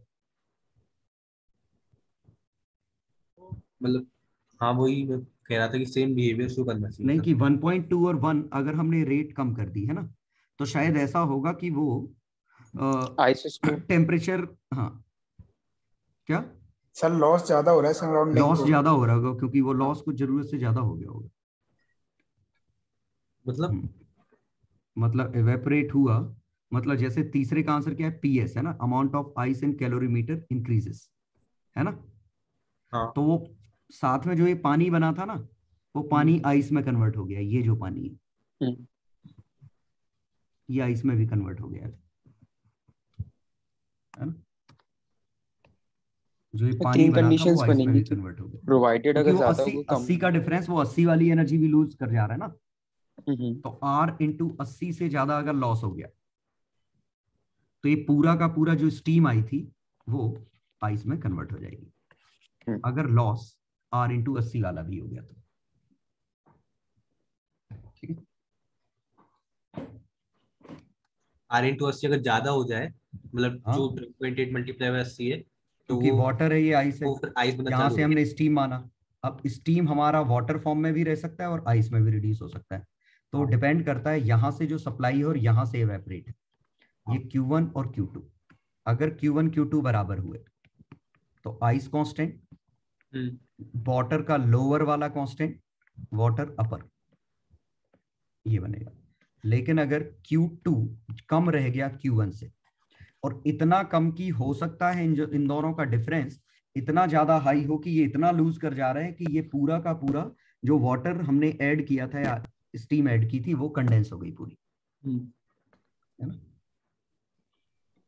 सर इसमें वो टेम्परेचर डिफरेंस का तो कोई रोल नहीं था ना, 15 के टाइम्स, वो तो हम बस नहीं, ऐसे ही 15 देख का सकते कोई हैं। रोल नहीं आएगा उसका। हाँ 15 का कोई रोल नहीं है, ठीक, बस हमें एनर्जी देखनी है कितनी। हाँ सर ये लोअर अपर में आपने क्या कहा, इक्वलिटी होल्ड कराना? नहीं, अपर तो हमेशा कांस्टेंट है ना, अपर तो सॉरी हमेशा लोअर तो हमेशा कांस्टेंट है। अपर का पार्ट देखना है कि वो आइस में बन रहा है कि पानी बन रहा है। अगर इक्वलिटी होल्ड कर गई तो वो वैसे का वैसे ही रहेगा ना। हाँ, मतलब ये कांस्टेंट है हमेशा, ठीक है। तो अंतर आ रहा है इसमें, और जो पानी जो आइस हमने ऐड की, वो जो स्टीम ऐड की, वो वाटर के फॉर्म में है कि आइस के फॉर्म में है। हमने क्या किया था, स्टीम को सिर्फ 450 दिया था, मतलब जो 540 था वो दिया था, प्लस 100 वाला दिया था, एक 80 वाला और लूज हो सकता था, तो हमने वो लूज नहीं कराया था, तब 1.6 आया था। वो भी लूज करा दो तो शायद कुछ 1.3 1.2 आएगा, समझ गए। ठीक ठीक, इससे लिमिट आ गई थी। 14 पॉइंट बना रहा था सर इसमें 14 में। देखते हैं। Line charge is fixed on a ring which is suspended free to rotate central region a radius a by 2 uniform magnetic field. Okay, तो ये क्वेश्चन ऐसा है। अब सडन अगर हमने स्विच ऑफ की तो यहाँ पे जो इलेक्ट्रिक फील्ड बना था वो सडन चेंज हुआ होगा, ठीक है। तो E की वैल्यू कितनी आती, half R² by R dV by dt आता, नहीं आया समझ में? आ गया। बाहर का फॉर्मूला, बाहर का फॉर्मूला यही तो बनता, अंदर का half R dV by dt होता है और बाहर अगर है तो ये बनेगा। ऐसे मत भूलो, E into 2πr is equal to πr² dV by dt। अब ठीक है, तो E की वैल्यू आई R² by 2r dV by dt। तो QE की वैल्यू आई ये, इंटू टॉर्क आया ये torque, impulse dt impulse I delta omega. तो डेल्टा ओमेगा की वैल्यू आई QR³ by 2r delta b by moment of inertia. Yes, ठीक। फाइनल एंगुलर वेलोसिटी पूछी है तो हाफ I ओमेगा स्क्वायर, तो ये ओमेगा डेल्टा ओमेगा ही ओमेगा माइनस 0 है, तो यही ओमेगा वैल्यू आ गई। रखा कैसे लाइन चार्ज? Half mr²। अब देखो डिस्क चार्ज के पास मास कितना है, 0। नहीं, तो मोमेंट ऑफ इनर्शिया दे रखा है 2.5। Fixed on a rim of a wheel of mass m, it is free to rotate spokes in the central region। तो मोमेंट ऑफ इनर्शिया कैसे निकालेंगे हम? मोमेंट ऑफ इनर्शिया दे रखा है 2.5 गिवन है, 2.5 ये वाला, ठीक है, इनटू डेल्टा ओमेगा p। ये आंसर आ गया। अब बताओ क्या दिक्कत है? लाइन चार्ज है 0.1 आएगा क्या? लाइन चार्ज तो लैम्डा इंटू 2πr है ना, ये आपने ऐसे कहा ना, सरकमफेरेंस पे ही सरकमफेरेंस पे ही तो है। ये नहीं लिखा line charge is fixed on rim, charge सिर्फ बाउंड्री पे है। इनफाइनाइट लाइन वाला माता क्या रिम पे फिक्स है, पूरे पे रिम पे डिस्ट्रीब्यूटेड है। ठीक है, समझ गया। मैग्नेटिक फील्ड ऐसा है, ये मैग्नेटिक फील्ड, समझ गए। इलेक्ट्रिक फोर्सेस, क्वेश्चन ही नहीं आया समझ, ऐसा था, ठीक है। तो आंसर आ रहा होगा, पॉइंट वन आ रहा यही बना था ना, QERQ भी था, half R square Q E. हाँ, क्यू की value lambda into 2 pi R, pi तो और कहीं आना नहीं है, तो लैम्डा, लैम्डा कितना है into 2 pi R, 2 pi capital नहीं small R by 2 R I R Q, R से आर काटा, 2 से 2 काटा, lambda pi R cube by I, lambda 10 पे -6 पाई क्यों करते हैं। रेडियस आर कितनी है? 1 बाहर रेडियस आर अंदर वाली चाहिए, अंदर वाली। अच्छा 1/8 1/2 का मोमेंट ऑफ इनर्शिया 2.5। ठीक है, तो 10 पे -6 अलग करो, तो बहुत कम बनाई। तो वो लैम्डा इंटू 2 पर कैपिटल आर नहीं होगा, मतलब बाहर का चार्ज। क्योंकि मेरा आर और स्मॉल आर अलग अलग थे ना, तो 2 पाई आर ही तो है। चार्ज तो बाहर वाला है ना, वो जो रिम है वो। तो बाहर स्मॉल आर ही बड़ा आर है, मेरा स्मॉल आर आउटर का था, मैंने आर माना था, ये स्मॉल आर माना था फॉर्म। अच्छा पता नहीं, मैं भूल गया, खुद ही भूल गया, फिर से बना लेता हूँ, खुद ही भूल गया क्या, क्योंकि तो ये क्या है इनका स्मॉल आर, ये ए, इनके ही टर्म में लिखता हूँ। तो इलेक्ट्रिक फील्ड आया half R square, sorry half A square by R DB by D T. ठीक है, तो डीबी बाय डी टी आया ये बड़ा वाला है into T into lambda into 2 pi R. ठीक है, इंटू आर, ये आया अपॉन मोमेंट ऑफ इनर्शिया। अब सही है,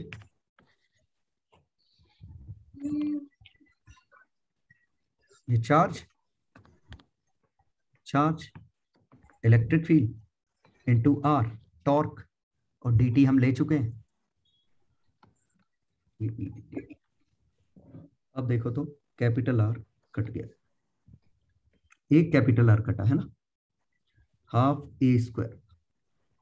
अब ठीक है, तो 1/2 small A square B naught lambda pi R by I. अब देखते हैं value, small A 1/4, B naught 1, lambda 10 पे -6, पाई कोई काम का नहीं, capital R 1, moment of inertia 2.5, 10 आया नीचे, 0.1 आया, 10 पे -6 पाई बाय 10, 0.1 आया, 10 पे -7 होना चाहिए। सही कर,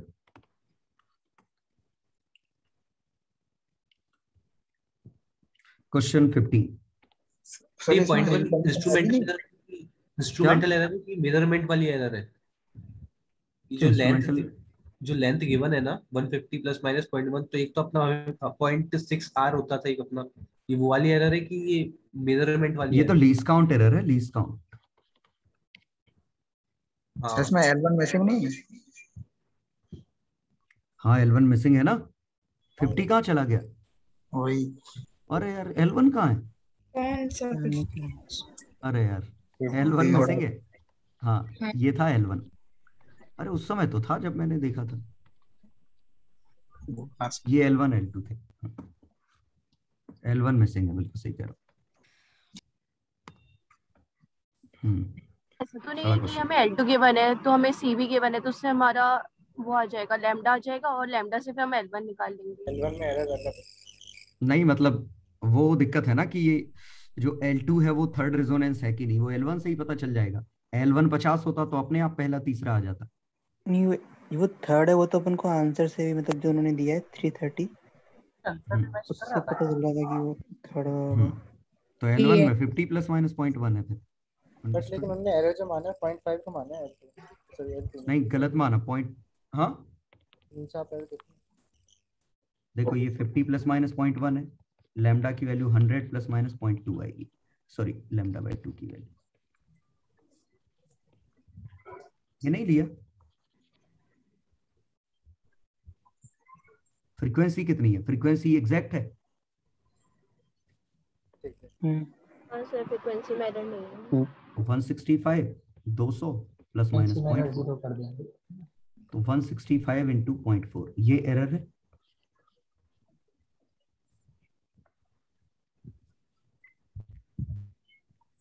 ये इनका आंसर ऐसा अजीबोगरीब क्यों है? ये क्या है? ओके, फ्रैक्शनल एरर है क्या? नहीं, स्पीड ऑफ साउंड तो हमारी सीधे आ जाएगी ना, लैम्डा एफ इक्वल टू सी।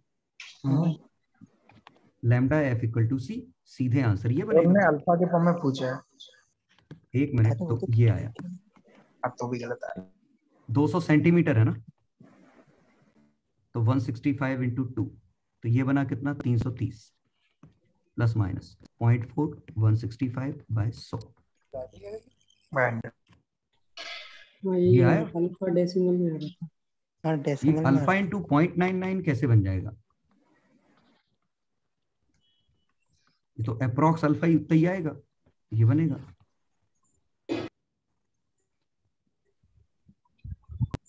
ये नहीं खेला, ये इन्होंने क्या कर दिया है? उन्होंने एरर अलग मानी दोनों में, L1 L2 एरर अलग। ओके, L1 L2 में एरर अलग अलग है फिर शायद, है ना?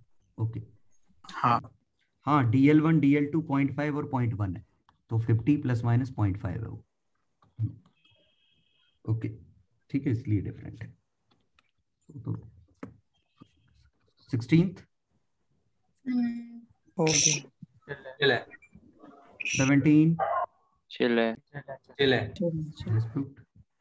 सर अगर वो ऐसा बोलते हैं कि जो वो रेजोनेंस कॉलम वाला था कि थर्ड रेजोनेंस हमारा 150 प्लस माइनस 0.1 पे हो रहा है, और फर्स्ट रेजोनेंस का अगर हमें निकालनी होती लेंथ तो हम 50 प्लस माइनस 0.1/3 करते क्या? नहीं, वो हमें थोड़ी, वो तो देखो निकालते नहीं है, वो दो मेजर किए जाते हैं अलग अलग, तो दो अलग अलग मेजरमेंट है L1 और L2। हमने L2 का 1/3 करके L1 नहीं निकाला है, हमने अलग अलग रीडिंग ली है, तो वैसे नहीं करते। पेपर 1 में एक पीएनसी क्वेश्चन था, वो और बता दीजिए। अब तुम भेज दो यार, मुझे यार हॉस्पिटल जाना है, तो उस पे भेज दो, मेरा मोबाइल भी वही है, तो मैं ठीक है कोचिंग पे बता देना। अरे वो बेबी 2 दिन से एडमिट है वो हॉस्पिटल में, तो इस वजह से ही मैंने सुबह क्लास भी नहीं ली थी। कल सर क्लास है क्या फिर? क्लास मुझे नहीं लगता, क्योंकि कल मेरी वो 12th वाली क्लास है, परसों टेस्ट है। हाँ तो एग्जाम के पहले मैकेनिक्स नहीं हो पाएगा? तो मैकेनिक्स करना है क्या? करवाया तो दिया था पूरा रिवीजन, करवाना तो मतलब एक शॉर्ट रिवीजन कि फिर देखते हैं, जरूरत है सही में। खुद पढ़ने बैठे तो वीडियो रिपीट कर टाइम लग जाएगा। थोड़ी है, वो रिकॉर्डिंग तो है। कल शाम को मतलब अगर फ्री हो तो। आप जब भी अब मैं यार कंफर्टेबल बुला वो लीजिए। देखो, वो दिक्कत है ना, मैं क्योंकि हॉस्पिटल से जल्दी फ्री हो गया तो मैं जरूर, कल अगर डिस्चार्ज हो गया तो अच्छी बात है, तो मैं इतना ही टाइम निकाल पा रहा हूँ कि मैं क्लास आके क्लास ले लूँ। तो कल परसों टेस्ट है ना तुम्हारा? परसों टेस्ट की जगह वो कर दीजिए, टेस्ट हटा दीजिए। टेस्ट तो टेस्ट हटा दीजिए। टेस्ट नहीं रे, टेस्ट जबरदस्ती टेस्ट हटा दीजिए। अब देखता हूँ मैं, कल अगर होगा तो कल शाम को मैं कर सकता हूँ, है ना? ठीक, अगर कुछ चेंज नहीं हुआ तो, क्योंकि कल वो 12th भी 2 बैच हो गए ना, तो 2 क्लास है कल 12th में। अच्छा, वो रहता फैल गया, ऑनलाइन ऑफलाइन सब चालू हो गया था। हमारे अच्छा चलो था ठीक कि है, 12th बैच सब। चलो ठीक है, पढ़ो अच्छे से, है ना? हाँ जी सर। मिलते हैं अपन, देखते हैं अगर जल्दी फ्री हो गया तो मैं कल शाम को ले लूंगा, है ना? जी सर जी। अभी फिलहाल यही मान के चलो 29 को टेस्ट है तुम्हारा, शेड्यूल ये। चलो bye sir. Thank you sir, bye bye.